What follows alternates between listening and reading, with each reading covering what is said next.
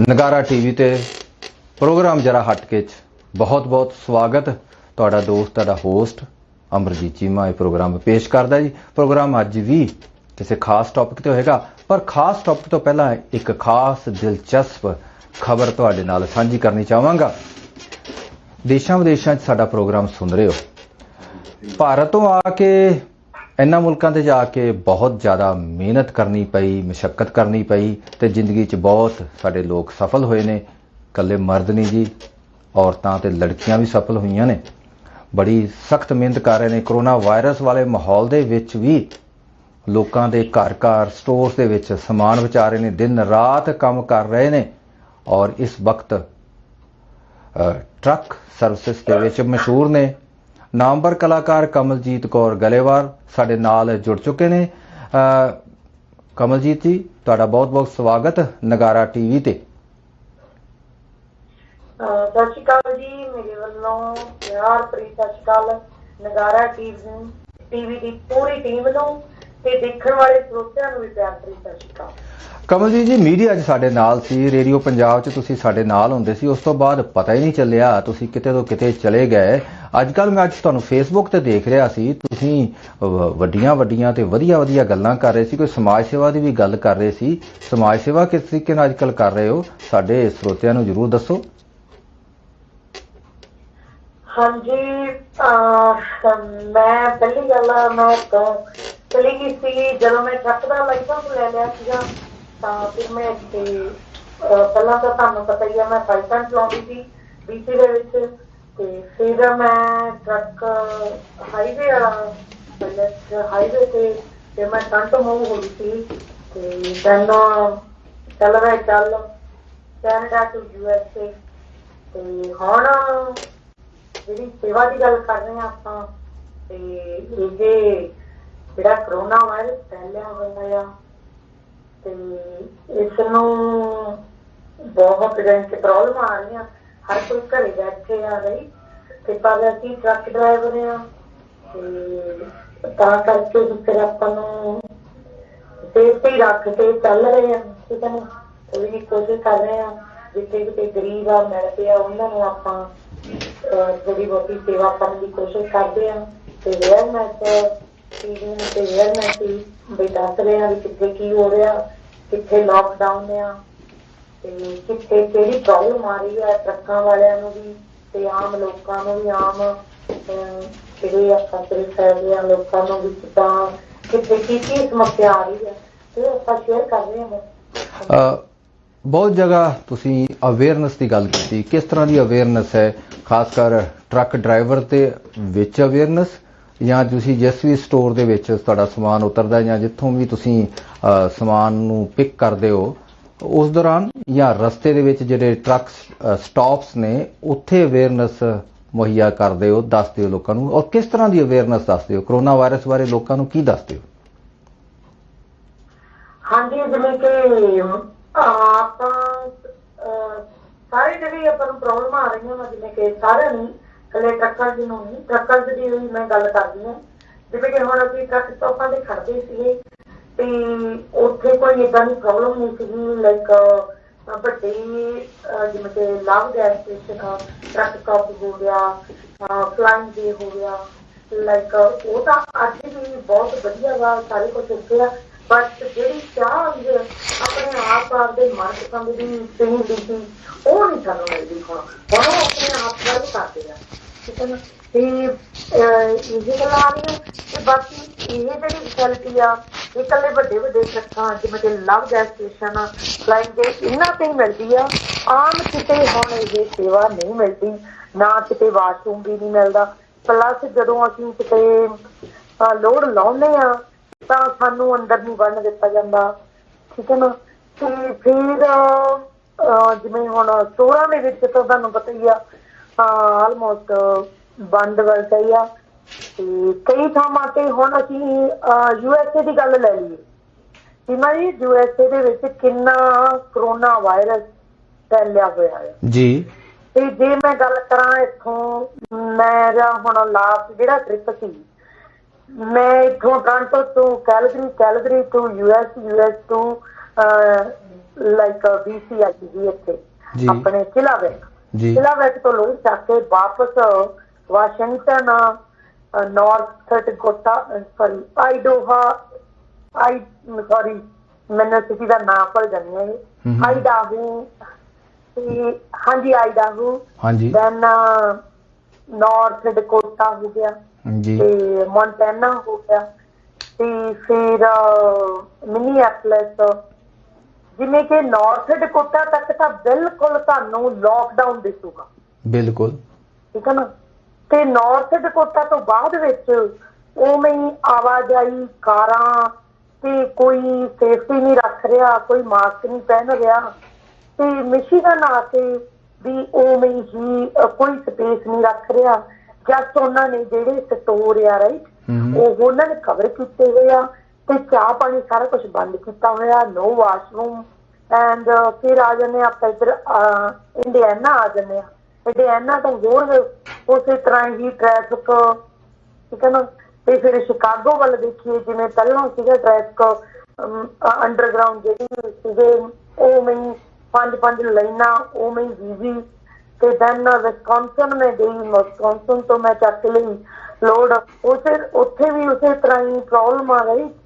ਤੇ ਬਟ ਆਪਣੇ ਆਪ ਡਰਾਈਵਰ ਨੂੰ ਸੇਫਟੀ ਰੱਖਣੀ ਪੈਂਦੀ ਆ, ਨਾ ਕਿ ਅਸੀਂ ਉਹਨਾਂ ਵੱਲ ਜੇ ਆਪਾਂ ਬਹੁਤ ਵੱਡਾ ਇੱਕ ਆਪਾਂ ਟਾਕ ਸ਼ੋ ਕਰ ਸਕਦੇ ਹਾਂ ਵੀ ਇੰਨਾ ਕਰੋਨਾ ਵਾਇਰਸ USA ਦੇ ਵਿੱਚ ਫੈਲਿਆ ਹੋਇਆ, ਤੇ ਪਰ ਲੋਕਾਂ ਨੂੰ ਕਹਿੰਦੇ ਆ ਅਸੀਂ ਲੋਕਡਾਊਨ, ਬਟ ਲੋਕ ਕਿੱਥੇ ਜਾ ਰਹੇ ਆ, ਕਿੱਥੇ ਭੱਜੇ ਫਿਰਦੇ ਆ, ਕਾਹਦੇ ਲਈ? ਪਰ ਭਾਈ ਮੈਂ ਕਮਲਜੀਤ ਜੀ ਵੈਸੇ ਤੁਹਾਨੂੰ ਇਹ ਸਵਾਲ ਜ਼ਰੂਰ ਪੁੱਛਣਾ ਚਾਹੂੰਗਾ, ਅਮਰੀਕਾ 'ਚ ਲੱਗਦਾ ਅਵੇਅਰਨੈਸ ਨਹੀਂ, ਅਮਰੀਕਾ 'ਚ ਆਮ ਬੰਦੇ ਨੇ ਸਮਝ ਨਹੀਂ ਰਹੇ। ਇਹ ਗੱਲ ਪਹਿਲਾਂ ਵੀ ਸਾਡੇ ਹੋਰ ਵੀ ਟਰੱਕ ਚਲਾਉਣ ਵਾਲੇ ਵੀਰਾਂ ਨੇ ਵੀ ਮੈਨੂੰ ਇਹ ਦੱਸੀ ਸੀ, ਦੋਸਤਾਂ ਮਿੱਤਰਾਂ ਨੇ ਵੀ ਦੱਸੀ ਸੀ ਕਿ ਅਮਰੀਕਾ ਦੇ ਵਿੱਚ ਇਹੋ ਜਿਹੀ ਸਮੱਸਿਆ ਆ ਰਹੀ ਹੈ, ਇਹੋ ਜਿਹੀ ਪ੍ਰੋਬਲਮ ਆ ਰਹੀ ਹੈ। ਨਿਊਯਾਰਕ ਦੇ ਵਿੱਚ ਬਹੁਤ ਜ਼ਿਆਦਾ ਆਈ ਹੈ, ਬਹੁਤ ਕਲੋਜ਼ ਲੋਕ ਰਹਿ ਰਹੇ ਨੇ, ਸੋਸ਼ਲ ਡਿਸਟੈਂਸ ਮੇਨਟੇਨ ਨਹੀਂ ਕਰ ਰਹੇ। ਭਾਰਤ ਦੀ ਗੱਲ ਮੰਨੀ ਜਾ ਸਕਦੀ, ਭਾਰਤ ਦੇ ਖਾਸ ਕਰ ਜਿਹੜੇ ਬਸਤੀਆਂ ਨੇ, ਜਿਹੜੇ ਵੱਡੇ ਸ਼ਹਿਰਾਂ 'ਚ ਉੱਥੇ ਪ੍ਰੋਬਲਮ ਹੈ, ਪਰ ਫਿਰ ਵੀ ਮੈਂ ਪੰਜਾਬ ਦੀ ਗੱਲ ਕਰਾਂ, ਪੰਜਾਬ 'ਚ ਲੋਕ ਹਾਲੇ ਤੱਕ ਸਮਝ ਜਾ ਰਹੇ ਨੇ, ਉਸ ਦਾ ਉਹਨਾਂ ਨੂੰ ਫਾਇਦਾ ਹੋ ਰਿਹਾ। ਪਰ ਬੜੀ ਹੈਰਾਨੀ ਹੁੰਦੀ, ਅਮਰੀਕਾ ਜਿਹੜਾ ਦੁਨੀਆ ਦਾ ਬਾਦਸ਼ਾਹ ਆਪਣੇ ਆਪ ਨੂੰ ਘੁਮਾਉਂਦਾ ਹੈ, ਲੇਕਿਨ ਉਹਦੀ ਬਿਲਕੁਲ ਇੱਦਾਂ ਨਹੀਂ ਲੱਗਦਾ ਕਲੀ ਉਤਰ ਗਈ ਹੈ। ਕਮਲਜੀਤ ਜੀ, ਮੈਂ ਇੱਕ ਹੋਰ ਸਵਾਲ ਪੁੱਛਣਾ ਚਾਹਾਂਗਾ ਕਿ ਸਾਡੇ ਜਿਹੜੇ ਦਰਸ਼ਕ ਨੇ, ਕਿਉਂਕਿ ਪੂਰੀ ਦੁਨੀਆ 'ਚ ਵੇਖ ਰਹੇ ਨੇ ਨਗਾਰਾ TV, as a lady truck driver ਕਈਆਂ ਨੂੰ ਬੜੀ ਸਰਪ੍ਰਾਈਜ਼ ਲੱਗੇਗੀ, ਹੈਰਾਨੀ ਹੋਏਗੀ। ਹੁਣ ਜਿਸ ਤਰ੍ਹਾਂ ਵਾਸ਼ਰੂਮ ਬੰਦ ਨੇ, ਹੋਰ ਬਹੁਤ ਸਾਰੀ ਫੈਸਿਲਿਟੀ ਬੰਦ ਹੈ, ਤੁਹਾਨੂੰ ਖਾਸ ਕਰ ਮਰਦਾਂ ਤੋਂ ਇਲਾਵਾ ਔਰਤ ਨੂੰ ਤਾਂ ਹੋਰ ਵੀ ਜ਼ਿਆਦਾ ਤਕਲੀਫ ਹੁੰਦੀ ਹੋਏਗੀ। ਕਿਸ ਤਰ੍ਹਾਂ ਇਹਨਾਂ ਮੌਕਿਆਂ 'ਚ ਤੁਸੀਂ ਇਹਨਾਂ ਮੌਕੇ ਨੂੰ ਸਹਾਰ ਰਹੇ ਹੋ ਜਾਂ ਸਹਿ ਰਹੇ ਹੋ, ਕਿੱਦਾਂ ਸਹਿ ਰਹੇ ਹੋ ਇਸ ਮੌਕੇ ਨੂੰ? ਜਿਵੇਂ ਕਿ ਆਪਾਂ ਪਹਿਲਾਂ ਹੀ ਨਾ ਸੋਚੀਦਾ ਵਾ ਵੀ ਕਿੱਥੇ ਖੜਨ ਨੂੰ ਜਗ੍ਹਾ ਹੈਗੀ ਆ ਰਹੀ, ਤੇ ਜਿਵੇਂ ਕਿ ਤੁਹਾਨੂੰ ਦੱਸਿਆ ਵੱਡੇ ਟਰੱਕ ਸਟਾਪ ਆ, ਜਿਵੇਂ ਕਿ ਲਵ ਗੈਸ ਸਟੇਸ਼ਨ ਤੇ ਫਲਾਈਂਗ ਦੇ, ਇਹ ਤਾਂ ਸਾਨੂੰ ਦੇ ਰਹੇ ਆ ਨਾ ਲਾਈਕ ਸਾਰੀ ਸਹੂਲਤ, ਜਿਵੇਂ ਕਿ ਵਧੀਆ ਸ਼ਾਵਰ ਹੈਗੇ ਆ ਹਨਾ, ਤੇ ਸਾਨੂੰ ਜਿਹੜਾ ਚਾਹ ਪਾਣੀ ਆ ਉਹ ਆਪ ਫੜਾ ਰਹੇ ਆ, ਜਿਵੇਂ ਕਿ ਸਵਾਗਤ ਕਰ ਰਹੇ ਆ ਸਾਨੂੰ। ਹਾਂਜੀ, ਬਹੁਤ ਸ਼ੁਕਰੀਆ ਜੀ, ਕਿਉਂਕਿ ਬਿਲਕੁਲ ਅਸੀਂ ਸ਼ਾਰਟ ਸਪੈਨ ਦੇ ਵਿੱਚ ਤੁਹਾਡੇ ਨਾਲ ਕੰਟੈਕਟ ਕੀਤਾ ਔਰ ਤੁਸੀਂ ਸਾਡੇ ਪ੍ਰੋਗਰਾਮ 'ਚ ਆਏ। ਆਉਣ ਵਾਲੇ ਪ੍ਰੋਗਰਾਮਾਂ ਦੇ ਵਿੱਚ ਵੀ ਤੁਹਾਡੇ ਨਾਲ ਸਾਡਾ ਸੰਪਰਕ ਬਣਦਾ ਰਹੇਗਾ। ਕੁਛ ਤੁਸੀਂ ਗੀਤ ਵੀ ਗਾਉਂਦੇ ਰਹੇ ਹੋ, ਲਿਖਦੇ ਵੀ ਰਹੇ ਹੋ। ਹਾਂ, ਜੇ ਤੁਹਾਡਾ ਹੈ ਜੀ ਮੂਡ ਤੇ ਜਾਂਦੇ ਕਿਸੇ ਗੀਤ ਦੇ ਕੁਛ ਮੁਖੜੇ ਸੀ, ਇੰਨਾ ਹੀ ਠੀਕ ਹੋਏਗਾ ਜੀ ਅੱਜ ਦੇ ਪ੍ਰੋਗਰਾਮ ਦੇ ਅੰਤ 'ਚ ਜੀ। ਇਹ ਸਭ ਮੇਰੀ ਨੇ ਜੀ, ਇਹ ਭਾਜੀ ਕਮਲਜੀਤ ਮਾਨਾ ਵਾਲੇ ਭਾਜੀ ਦੀ ਅੱਜ ਫਰਮਾਇਸ਼ ਸੀ ਜੀ, ਤੁਹਾਡੇ ਨਾਲ ਗੱਲ ਉਹਨਾਂ ਨੇ ਪਹਿਲਾਂ ਕੀਤੀ ਸੀ ਪ੍ਰੋਗਰਾਮ 'ਚ। ਹਾਂਜੀ, ਜਿਵੇਂ ਕਿ ਹੁਣ ਇਸ ਟਾਈਮ ਮੇਰੇ ਕੋਲੇ ਇੱਕ ਮਿੰਟ ਗੀਤ, ਜਿਵੇਂ ਕਿ ਮੈਂ ਤੁਹਾਨੂੰ ਪਤਾ ਹੀ ਆ ਲਿਖਦੀ ਰਹਿੰਦੀ ਆ ਤੇ ਬਾਕੀ ਸ਼ੇਅਰ ਵੀ ਕਰਦੇ ਰਹਿੰਦੇ ਆ। ਹੁਣ ਗੀਤ ਇਸ ਟਾਈਮ ਠੀਕ ਰਹੂਗਾ, ਚਲੋ ਐਨੀ ਕੋਈ ਗੱਲ ਨਹੀਂ, ਸੁਣਾ ਦਿੰਦੇ ਆ। ਜਿਵੇਂ ਕਿ ਮੇਰਾ ਆਪਣਾ ਲਿਖਿਆ ਹੋਇਆ ਨਹੀਂ ਹੋਊਗਾ, ਕੋਈ ਗੱਲ ਨਹੀਂ। ਮੈਂ ਇਹ ਇੱਕ ਮਿੰਟ ਰਾਈਟ ਵਿੱਚ, ਕਿਉਂਕਿ ਪਤਾ ਨਹੀਂ ਆਪਾਂ ਨੂੰ ਰਾਈਟ ਵਿੱਚ ਇਹ ਜਿਵੇਂ ਕਿ ਆਈ ਥਿੰਕ ਪਾਤਰ ਸੀ ਦੀਆਂ ਲਾਈਨਾਂ। ਕੋਈ ਗੱਲ ਨਹੀਂ ਜੀ। ਜਿਹਦੀਆਂ मैं राहां ते नहीं तुरदा, मैं तुरदा हां तां राह बनदे, युगां तो काफले पाउंदे, इसे सच दे गवाह बनदे, इसे सच दे गवाह बनदे। दबदी रेत दसदी है गे रस्ता ठीक है मेरा, बढ़ के बैर ठर दे दिल मेरे सच दे गवाह बन दे। मेरा हाथ नहीं तुरदा, मैं तुरदा हाँ दा राह बन दे, मैं तुरदा हाँ दा राह बन दे।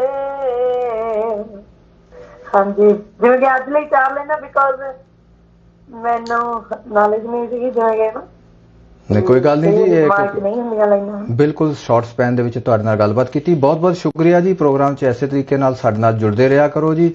ਕਮਲਜੀਤ ਕੌਰ ਗਰੇਵਾਲ ਟਰੱਕ ਡਰਾਈਵਰ ਕਲਾਕਾਰ ਸਾਡੇ ਨਾਲ ਸੀ ਜੀ। ਸੋ ਮਚ ਟੀਮ, ਸ਼ੁਕਰੀਆ ਜੀ, ਬਹੁਤ ਬਹੁਤ ਥੈਂਕ ਯੂ। ਟੀਮਾਂ ਜੀ ਤੇ ਪੂਰੀ ਟੀਮ ਨੂੰ ਇੱਕ ਵਾਰ ਜੇ ਪਿਆਰ ਭਰੀ ਸਤਿ ਸ਼੍ਰੀ ਅਕਾਲ। ਨਗਾਰਾ ਟੀਵੀ ਨਾਲ ਤੁਸੀਂ ਐਸੇ ਤਰੀਕੇ ਨਾਲ ਜੁੜਦੇ ਰਹੋ ਜੀ। ਨਗਾਰਾ ਟੀਵੀ ਤੇ ਗੱਲਬਾਤ ਐਸੇ ਤਰੀਕੇ ਨਾਲ ਚੱਲਦੀਆਂ ਰਹਿਣਗੀਆਂ ਜੀ। ਤੁਸੀਂ ਵੀ ਸਾਡੇ ਨਾਲ ਜ਼ਰੂਰ ਸੰਪਰਕ ਕਰ ਲਿਆ ਕਰੋ ਔਰ ਬਿਲਕੁਲ ਤੁਹਾਡੇ ਸਾਹਮਣੇ ਬਿਲਕੁਲ ਨੰਬਰ ਫਲੈਸ਼ ਹੋ ਰਿਹਾ ਜੀ। ਹੁਣੇ ਤੁਸੀਂ ਕਮਲਜੀਤ ਕੌਰ ਗਰੇਵਾਲ ਜਿਹੜੇ ਟਰੱਕ ਡਰਾਈਵਰ ਨੇ ਔਰ ਉਹਨਾਂ ਨੇ ਦੇਖੋ ਕਿਸ ਤਰ੍ਹਾਂ ਉਹਨਾਂ ਨੂੰ ਦੁਸ਼ਵਾਰੀਆਂ ਆ ਰਹੀਆਂ, ਪਰ ਇਸ ਦੇ ਬਾਵਜੂਦ ਬੜੀ ਬਰੇਵ ਗਰਲ ਹੈ ਜੀ। ਮੈਂ ਬੜੀ ਤਾਰੀਫ ਕਰਾਂਗਾ। ਇਹੀ ਹਿੰਮਤ ਹੋਣੀ ਚਾਹੀਦੀ ਹੈ। ਇਸੇ ਤਰ੍ਹਾਂ ਹਿੰਮਤ ਰੱਖੋ ਤੇ ਕਿਹੜਾ ਵਾਇਰਸ ਕੀ ਤੇ ਕੀ ਸਭ ਪਾਸੇ ਹੋ ਜਾਂਦੇ ਨੇ। ਇੱਕ ਹੋਰ ਖਬਰ ਹੈ ਜੀ, ਪੰਜਾਬ ਤੋਂ ਆ ਰਹੀ ਹੈ। 98 ਸਾਲ ਦੀ ਬਜ਼ੁਰਗ ਔਰਤ ਹੈ ਜੀ, 100 ਸਾਲ ਪੁਰਾਣੀ ਮਸ਼ੀਨ ਨਾਲ ਮਾਸਕ ਸੀਨ ਦਈ ਹੈ ਜੀ। ਹੁਣ ਇਦਾਂ ਦੀਆਂ ਜਦੋਂ ਪੋਜ਼ਿਟਿਵ ਖਬਰਾਂ ਆਉਂਦੀਆਂ ਨੇ, ਇਹ ਜੀ ਪ੍ਰੋਗਰਾਮ ਜਰਾ ਹਟ ਕੇ ਦੇ ਵਿੱਚ ਦੱਸੀਆਂ ਖਬਰਾਂ ਵੈਸੇ ਮੀਡੀਆ ਦੀਆਂ ਖਬਰਾਂ ਨੇ, ਮੀਡੀਆ 'ਚ ਆਉਂਦੀਆਂ ਨੇ, ਲੇਕਿਨ ਇਹਨਾਂ ਨੂੰ ਕਦੇ ਤਰਜੀਹ ਨਹੀਂ ਦਿੱਤੀ ਜਾਂਦੀ। ਨਗਾਰਾ ਟੀਵੀ ਤੇ ਪ੍ਰੋਗਰਾਮ ਜਰਾ ਹਟ ਕੇ 'ਚ ਕੋਸ਼ਿਸ਼ ਹੁੰਦੀ ਇਹਨਾਂ ਖਬਰਾਂ ਨੂੰ ਵੀ ਦੱਸਿਆ ਜਾਵੇ, ਕਿਤੇ ਖਬਰਾਂ ਪਿੱਛੇ ਨਾ ਰਹਿ ਜਾਣ। ਇੱਕ ਵਾਰੀ ਕਿਸੇ ਨੇ ਦੇਖੀ ਸੁਣੀ ਜਾਂ ਓਵਰਲੁੱਕ ਕਰਤੀ, ਮੇਰੀ ਕੋਸ਼ਿਸ਼ ਹੈ ਇਹਨੂੰ ਓਵਰਲੁੱਕ ਨਾ ਕੀਤਾ ਜਾਵੇ। ਕਰੋਨਾ ਵਾਇਰਸ ਦਾ ਦੇਖੋ ਚੇਨ ਕਹਿੰਦੇ ਟੁੱਟਣ ਤੋੜਨ ਵਾਸਤੇ ਭਾਰਤ ਵਿੱਚ ਲੋਕਡਾਊਨ ਚੱਲ ਰਿਹਾ ਜੀ। ਲੋਕਡਾਊਨ ਇੱਕ ਕਿਸਮ ਦਾ ਕਰਫਿਊ ਹੈ। ਇਸੇ ਕਰਫਿਊ ਦੇ ਵਿੱਚ ਪੰਜਾਬ 'ਚ ਕਾਫੀ ਸਖਤ ਕੰਮ ਹੈ। ਉਸ ਸਖਤ ਕੰਮ ਦੇ ਵਿੱਚ ਕਿਹਾ ਕਿ ਤੁਸੀਂ ਬਾਹਰ ਆਉਣਾ ਤਾਂ ਮਾਸਕ ਪਾ ਕੇ ਹੀ ਆਉਣਾ ਪੈਣਾ। ਵੈਸੇ ਮਾਸਕ ਬੜਾ ਜ਼ਰੂਰੀ ਹੈ। ਹੁਣ ਜਿਹੜਾ ਕਮਲਜੀਤ ਕੌਰ ਨੇ ਕਿਹਾ ਨਾ ਕਿ ਅਮਰੀਕਾ ਦੇ ਲੋਕੀ ਪਰਵਾਹ ਨਹੀਂ ਕਰ ਰਹੇ, ਸਭ ਤੋਂ ਜ਼ਿਆਦਾ ਅਫੈਕਟਡ ਪੂਰੀ ਦੁਨੀਆ 'ਚ ਅਮਰੀਕਾ ਹੈ, ਕਿਉਂਕਿ ਅਮਰੀਕਾ 'ਚ ਅਵੇਅਰਨੈਸ ਨਹੀਂ।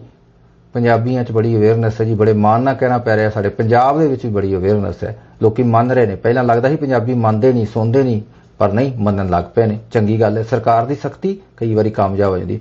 ਹੁਣ ਕਿਉਂਕਿ ਮਾਸਕ ਜ਼ਰੂਰੀ ਹੈ, ਮਾਸਕ ਕਿਉਂਕਿ ਇਹਨਾਂ ਦੀ ਘਾਟ ਪੈ ਗਈ, ਮਾਸਕ ਜੇ ਘਰ 'ਚ ਸੀ ਲੋ ਤਾਂ ਵਧੀਆ ਗੱਲ ਹੈ। ਤੇ ਮਾਤਾ ਗੁਰਦੇਵ ਕੌਰ ਤੋਂ ਦਾ ਪਰਿਵਾਰ ਦੇਖੋ ਜੀ, ਪੁਰਾਣੀ ਮਸ਼ੀਨ ਹੈ ਜੀ, ਸਿਉਣ ਵਾਲੀ ਮਸ਼ੀਨ, ਕਰੀਬ 100 ਸਾਲ ਪੁਰਾਣੀ ਮਸ਼ੀਨ। 98 ਸਾਲ ਦੀ ਗੁਰਦੇਵ ਕੌਰ ਇਹਨਾਂ ਤੇ ਦੇਖੋ ਜੀ ਇਹ ਬਣਾਉਣ ਦਈ ਹੈ। ਹੁਣ ਕਈ ਲੋਕਾਂ ਨੇ ਹੈਰਾਨ ਹੋਣਾ, ਦੇਖੋ ਇੰਨੀ ਉਮਰ ਦੇ ਵਿੱਚ ਕੀ ਲੋੜ ਪਈ ਹੈ। ਦੇਖੋ ਇਹ ਇੰਸਪੀਰੇਸ਼ਨ ਹੈ, ਇਹ ਬਹੁਤ ਸਾਰੇ ਲੋਕਾਂ ਵਾਸਤੇ ਹਿੰਮਤ ਦੱਸ ਰਹੀ ਹੈ। ਤੁਸੀਂ ਵੀ ਹਿੰਮਤ ਰੱਖੋ। ਘਰ 'ਚ ਹੁਣ ਵਿਹਲੇ ਬੈਠਿਆਂ ਕੋਈ ਨਾ ਕੋਈ ਕੰਮ ਤਾਂ ਕਰੋ। ਜੇ ਪੁਰਾਣੀਆਂ ਮਸ਼ੀਨਾਂ ਹਰੇਕ ਦੇ ਘਰ ਹੋਣਗੀਆਂ ਜੀ, ਟਰੰਕਾਂ 'ਚ ਪਾਈਆਂ ਹੋਣੀਆਂ, ਪੇਟੀਆਂ 'ਚ ਪਾਈਆਂ ਹੋਣਗੀਆਂ, ਬਾਹਰ ਕੱਢ ਲਓ। ਪ੍ਰੋਗਰਾਮ ਸੁਣ ਰਹੇ ਹੋ ਤੇ ਕਿੱਦਾਂ ਸੀਣੀ ਹੈ ਜੀ, ਸਭ ਕੁਝ ਅੱਜ ਕੱਲ੍ਹ ਗਾਈਡਲਾਈਨਸ ਹੈਗੀਆਂ ਨੇ। ਇਹ ਮਾਸਕ ਬਣ ਸਕਦੇ ਨੇ, ਘਰ ਦੇ ਜੀਆਂ ਵਾਸਤੇ ਤਾਂ ਬਣ ਜਾਣਗੇ ਨਾ ਮਾਸਕ। ਘਰ 'ਚ ਬਥੇਰਾ ਕੱਪੜਾ ਲੱਤਾ ਪਿਆ ਹੁੰਦਾ, ਪੇਟੀਆਂ 'ਚ ਹੀ ਪਿਆ ਹੋਣਾ, ਉੱਥੇ ਪਿਆ ਜਿਵੇਂ ਖਰਾਬ ਹੋ ਜਾਣਾ ਜਾਂ ਯੂਜ਼ ਹੀ ਨਹੀਂ ਹੋਣਾ। ਇਸਤੇਮਾਲ ਕਰ ਲਓ, ਪੁਰਾਣਾ ਕੱਪੜਾ ਇਸਤੇਮਾਲ ਕਰ ਲਓ, ਬਹੁਤ ਵਧੀਆ ਤਰੀਕਾ ਜੀ। ਇਸ ਮੁਸ਼ਕਲ ਦੇ ਟਾਈਮ ਦੇ ਵਿੱਚ ਵੀ ਜੋ ਮਾਤਾ ਗੁਰਦੇਵ ਕੌਰ ਕਰ ਰਹੀ ਹੈ ਜੀ, ਬਹੁਤ ਵਧੀਆ ਉਪਰਾਲਾ ਕਰ ਰਹੀ ਹੈ। ਔਰ ਦੇਖ ਲਓ ਸਵੇਰੇ ਸਭ ਤੋਂ ਉੱਠ ਕੇ ਮਾਤਾ ਗੁਰਦੇਵ ਕੌਰ ਢਾਲੀਵਾਲ ਪੂਜਾ ਪਾਠ ਕਰਦੇ ਨੇ। ਬਜ਼ੁਰਗ ਹੋ ਚੁੱਕੇ ਨੇ, ਅੱਖਾਂ 'ਚ ਹੁਣ ਉਹਨੇ ਚੰਗੇ ਤਰੀਕੇ ਨਾਲ ਨਹੀਂ ਦਿਖਦਾ, ਪਰ ਜੋਸ਼ ਤਾਂ ਹੈ ਨਾ। ਜੋਸ਼ ਦੇ ਸਾਹਮਣੇ ਸਾਰੀਆਂ ਚੀਜ਼ਾਂ ਪਿੱਛੇ ਰਹਿ ਜਾਂਦੀਆਂ ਨੇ। ਚੰਗੀ ਤਰ੍ਹਾਂ ਦੇਖੋ ਉਹਨਾਂ ਨੂੰ, ਉਹਦੇ ਸਾਰੇ ਉਹਨਾਂ ਦੀ ਨੂੰ ਕਹਿ ਰਹੀ, ਦੇਖੋ ਉਹਨਾਂ ਨੂੰ ਚੰਗੀ ਤਰ੍ਹਾਂ ਵਿਖਦਾ ਵੀ ਨਹੀਂ, ਪਰ ਇਹਨਾਂ 'ਚ ਕਿੰਨਾ ਜੋਸ਼ ਹੈ, ਕੋਈ ਕਮੀ ਨਹੀਂ ਲਿਆਂਦੀ।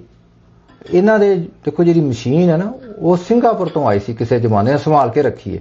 ਇਹ ਕਿੰਨੀ ਵਧੀਆ ਚੀਜ਼ ਹੈ ਜੀ। ਪੁਰਾਣੀਆਂ ਚੀਜ਼ਾਂ ਵੀ ਘਰ 'ਚ ਸੰਭਾਲ ਕੇ ਰੱਖਿਆ ਕਰੋ। ਕਈ ਵਾਰੀ ਅਸੀਂ ਕੈਨੇਡਾ ਆਉਂਦੇ ਆ ਤੇ ਕਈ ਲੋਕ ਕਹਿੰਦੇ ਨੇ ਕਾਸ਼ ਉਹ ਜਿਹੜਾ ਫੋਨ ਹੁੰਦਾ ਸੀ ਨਾ ਬਿਲਕੁਲ ਡਾਇਲ ਕਰਨ ਵਾਲਾ ਉਹ ਕਿਤੋਂ ਲੈ ਕੇ ਆਓ।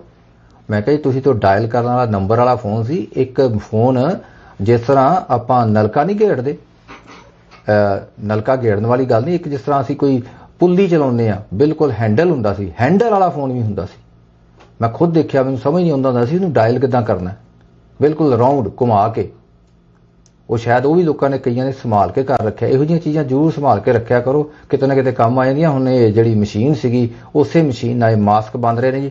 ਪੂਰੀ ਦੁਨੀਆ 'ਚ ਇਹ ਖਬਰ ਚੱਲ ਰਹੀ ਹੈ। ਦੇਖੋ ਜੀ, ਹਿੰਮਤ ਪੰਜਾਬੀਆਂ ਦੀ, ਸਿੱਖਾਂ ਦੀ ਤੇ ਮੋਰ ਓਵਰ ਇੰਡੀਅਨਸ ਦੀ, ਇਹ ਹਿੰਮਤ ਦੀ ਦਾਤ ਦੇਣੀ ਪਏਗੀ। ਐਦਾਂ ਦੀ ਹਿੰਮਤ ਰੱਖੋ, ਕੋਈ ਗੱਲ ਨਹੀਂ ਜੀ। ਔਖਾ ਟਾਈਮ ਸਾਰਿਆਂ ਤੇ ਆਇਆ, ਤੁਹਾਡੇ ਤੇ ਆਇਆ, ਸਾਡੇ ਤੇ ਵੀ ਆਇਆ ਜੀ। ਐਸੇ ਤਰੀਕੇ ਨਾਲ ਦੂਰ ਹੋ ਜਾਏਗਾ। ਪਿਛਲਾ ਪ੍ਰੋਗਰਾਮ ਬੜਾ ਵਧੀਆ ਸੀ ਜੀ, ਮੈਂ ਸੁਣ ਹੀ ਰਿਹਾ ਸੀਗਾ ਜਦੋਂ ਵੀ ਜਸ ਮੈਂ ਪ੍ਰੋਗਰਾਮ ਸ਼ੁਰੂ ਕਰਨਾ ਸੀ। ਬਹੁਤ ਸਾਰੇ ਲੋਕ ਨੇ ਜਿਹੜੇ ਇਹਨਾਂ ਮੁਲਕਾਂ ਦੇ ਵਿੱਚ ਫਸ ਚੁੱਕੇ ਨੇ, ਕੈਨੇਡਾ, ਅਮਰੀਕਾ, ਇੰਗਲੈਂਡ ਦੇ ਵਿੱਚ ਵੀ ਫਸੇ ਨੇ। ਕੋਈ ਡਾਕਟਰ ਨੇ, ਕਈ ਆਪਣੇ ਦੇਸ਼ 'ਚ ਜਾ ਕੇ ਸੇਵਾ ਕਰਨੀ ਚਾਹੁੰਦੇ ਨੇ, ਪਰ ਕਿਉਂਕਿ ਫਲਾਈਟਸ ਕੈਂਸਲ ਨੇ ਉਹਨਾਂ ਵਾਸਤੇ ਬੜੀ ਦੁਸ਼ਵਾਰੀ ਆ ਰਹੀ ਹੈ। ਹੁਣ ਉਹ ਕਹਿ ਰਹੇ ਨੇ ਬਚੈਨ ਨੇ ਜੀ, ਕਿਸੇ ਤਰੀਕੇ ਨਾਲ ਆਪਣੇ ਵਤਨ ਪਹੁੰਚੀਏ। ਜਿਸ ਤਰ੍ਹਾਂ ਕੈਨੇਡਾ, ਬਹੁਤ ਸਾਰੇ ਕੈਨੇਡੀਅਨ ਪੰਜਾਬ ਤੋਂ ਕੈਨੇਡਾ ਆਉਣ ਵਾਸਤੇ ਬੇਤਾਬ ਨੇ, ਉਹੀ ਹੋ ਰਿਹਾ ਉਹਨਾਂ ਵਾਸਤੇ ਜਿਹੜੇ ਕੈਨੇਡਾ, ਅਮਰੀਕਾ ਜਾਂ ਇੱਥੇ ਬਹੁਤ ਸਾਰੇ ਨੇ ਫਸੇ ਪਏ ਨੇ, ਜਾਣਾ ਚਾਹੁੰਦੇ ਨੇ। ਬਰੈਂਪਟਨ ਤੋਂ ਗੱਲਬਾਤ ਹੋ ਰਹੀ ਸੀ। ਸਾਡੇ ਵਾਕਫ ਨੇ ਜੀ, ਕਪੂਰਥਲਾ ਕਿਸੇ ਜ਼ਮਾਨੇ ਜੌਬ ਕਰਦੇ ਹੁੰਦੇ ਸੀ, ਹੁਣ ਵਾਲੰਟੀਅਰ ਰਿਟਾਇਰਮੈਂਟ ਲੈ ਲਈਏ। ਉਹਨਾਂ ਬੱਚਿਆਂ ਕੋਲ ਆਏ ਸੀ, ਛੁੱਟੀਆਂ ਮੁੱਕ ਗਈਆਂ, ਵੀਜ਼ੇ ਦੇ ਮਿਆਦ ਵੀ ਆਲਮੋਸਟ ਮੁੱਕਣ ਵਾਲੀ ਹੈ। ਬੜੇ ਬੇਤਾਬ ਨੇ ਜੀ, ਅਸੀਂ ਆਪਣੇ ਘਰ ਜਾਣਾ, ਘਰ ਬੰਦ ਕਰਕੇ ਆਏ ਸੀ, ਤਾਲਾ ਲਾ ਕੇ ਆਏ ਸੀ, ਕੀ ਬਣੂਗਾ ਜੀ। ਫਿਕਰ ਪੈ ਜਾਂਦਾ ਸਾਰਿਆਂ ਨੂੰ। ਤੇ ਹੁਣ ਥੋੜੇ ਨਹੀਂ ਜੀ, ਬਹੁਤ ਸਾਰੇ ਯੂਨੀਵਰਸਿਟੀ ਦੇ ਸਟੂਡੈਂਟਸ ਨੇ, ਹੁਣ ਬੜੇ ਔਖੇ ਹੋ ਕੇ ਰਹਿ ਰਹੇ ਨੇ ਜੀ, ਕਈ ਮੁਲਕਾਂ 'ਚ ਰਹਿ ਰਹੇ ਨੇ, ਕਈ ਦਿਨਾਂ ਤੋਂ ਤੰਗ ਨੇ। ਇਸ ਤਰੀਕੇ ਨਾਲ ਹਰ ਜਗ੍ਹਾ ਮੈਂ ਭਾਰਤ ਦੇ ਇਕੱਲੇ ਕਾਰਨਰਸ ਦੇ ਵਿੱਚ ਕਈ ਲੋਕ ਫਸ ਚੁੱਕੇ ਨੇ, ਆਪਣੇ ਘਰਾਂ ਤੱਕ, ਵਿਲੇਜ ਤੱਕ ਨਹੀਂ ਪਹੁੰਚ ਸਕਦੇ। ਹਜੂਰ ਸਾਹਿਬ ਬਹੁਤ ਸਾਰੇ ਸ਼ਰਧਾਲੂ ਨੇ ਉੱਥੇ ਫਸੇ ਪਏ ਨੇ। ਕਾਸ਼ ਆਪਣੇ ਆਪਣੇ ਘਰਾਂ 'ਚ ਆ ਜਾਣ, ਥੋੜੀ ਬਹੁਤ ਢਿੱਲ ਉਹਨਾਂ ਨੂੰ ਕਿਸੇ ਤਰੀਕੇ ਨਾਲ ਮਿਲ ਜਾਏ। ਤੇ ਸਰਕਾਰਾਂ ਨੂੰ ਵੀ ਚਾਹੀਦਾ, ਤੇ ਉੱਥੋਂ ਦੇ ਖਾਸ ਕਰ ਸਮਾਜ ਸੇਵੀਆਂ ਨੂੰ ਇਹਨਾਂ ਵਾਸਤੇ, ਜਾਂ ਸਰਕਾਰਾਂ ਦੇ ਨਾਲ ਜਿਹੜੇ ਐਸੋਸੀਏਟਡ ਲੋਕ ਨੇ ਉਹਨਾਂ ਨੂੰ ਵੀ ਕੋਈ ਨਾ ਕੋਈ ਉਪਰਾਲਾ ਕਰਨਾ ਚਾਹੀਦਾ। ਨਗਾਰਾ ਟੀਵੀ ਦੇ ਪ੍ਰੋਗਰਾਮ ਜਰਾ ਹਟਕੇ ਵਿੱਚ ਜਿਹੜਾ ਇੱਕ ਮੈਂ ਐਪੀਸੋਡ ਸੀਰੀਅਲ ਚਲਾਇਆ, ਉਸ ਸੀਰੀਅਲ ਦੇ ਵਿੱਚ ਤੁਸੀਂ ਪਾਰਟਿਸਿਪੇਟ ਕਰਨਾ, ਸੁਣਨਾ। ਮੈਂ ਚਾਹਾਂਗਾ ਕਿ ਖਾਸ ਕਰ ਕਰਪਸ਼ਨ ਬਾਰੇ ਆਪਣੇ ਆਪਣੇ ਵਿਚਾਰ ਦੱਸੋ ਜੀ। ਫਲੈਸ਼ ਹੋ ਰਿਹਾ ਜੀ ਨੰਬਰ। ਕੱਲ ਕਰਪਸ਼ਨ ਦੀ ਗੱਲ ਹੋਈ ਸੀ, ਅੱਜ ਵੀ ਕਰਪਸ਼ਨ ਦੀ ਗੱਲ ਕਰਨੀ ਹੈ। ਕਰਪਸ਼ਨ ਨੂੰ ਤੁਸੀਂ ਕਿਸ ਨਿਗਾਹ ਨਾਲ ਦੇਖਦੇ ਹੋ?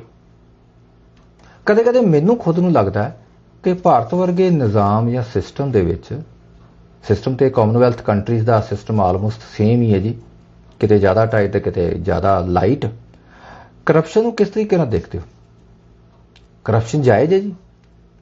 ਕਦੇ ਕਦੇ ਮੈਨੂੰ ਲੱਗਦਾ ਜੀ ਕਿ ਕਰਪਸ਼ਨ ਜਾਇਜ਼ ਹੈ ਜੀ। ਕਰਪਸ਼ਨ ਤੋਂ ਅਸੀਂ ਪਾਸੇ ਨਹੀਂ ਹਟ ਸਕਦੇ, ਕਰਪਸ਼ਨ ਕਰਨੀ ਪੈਣੀ ਹੈ ਜੀ। ਕਰਪਸ਼ਨ ਤੋਂ ਬਗੈਰ ਗੁਜ਼ਾਰਾ ਨਹੀਂ ਹੋਣਾ।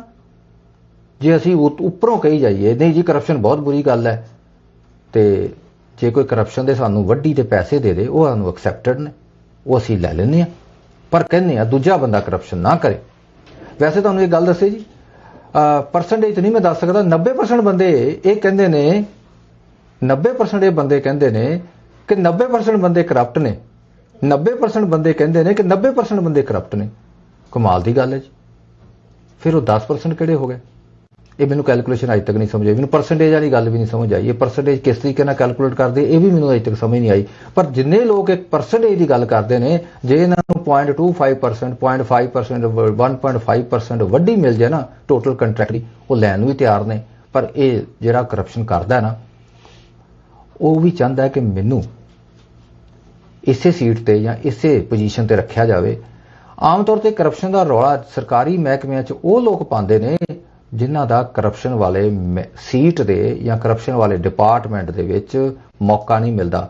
ਹਰੇਕ ਮਹਿਕਮਾ, ਮੈਂ ਚਲੋ ਦੂਰਦਰਸ਼ਨ ਦੀ ਗੱਲ ਕਰਦਾ, ਦੂਰਦਰਸ਼ਨ ਦੇ ਵਿੱਚ ਬਹੁਤ ਸਾਰੇ ਡਿਪਾਰਟਮੈਂਟ 'ਚ ਆਫੀਸਰ ਹੋਣਗੇ, ਆਲ ਇੰਡੀਆ ਰੇਡੀਓ ਦੇ ਵਿੱਚ ਬਹੁਤ ਸਾਰੇ ਮਹਿਕਮੇ ਹੋਣਗੇ, ਬਹੁਤ ਸਾਰੇ ਵਿੰਗ ਹੋਣਗੇ। ਸਾਰਿਆਂ ਕੋਲ ਕਰਪਸ਼ਨ ਕਰਨ ਦਾ ਮੌਕਾ ਨਹੀਂ ਮਿਲ ਸਕਦਾ। ਉੱਥੇ ਕਰਪਸ਼ਨ ਹੋਏਗੀ ਜਿੱਥੇ ਪਬਲਿਕ ਡੀਲਿੰਗ ਹੋਏਗੀ, ਕਿਤੇ ਕੰਟਰੈਕਟ ਸਾਈਨ ਕਰਨਾ ਪਏਗਾ, ਜਾਂ ਕਿਸੇ ਕੰਟਰੈਕਟ ਦੇ ਨਾਲ ਜਾਂ ਇਨਸਪੈਕਸ਼ਨ ਬੇਸ ਹੋਏਗਾ, ਜਾਂ ਜਿੱਥੇ ਕਿ ਪੇਮੈਂਟ ਰਿਲੀਜ਼ ਕਰਨੀ ਹੈ, ਉੱਥੇ ਹੀ ਕਰਪਸ਼ਨ ਹੁੰਦੀ ਹੈ।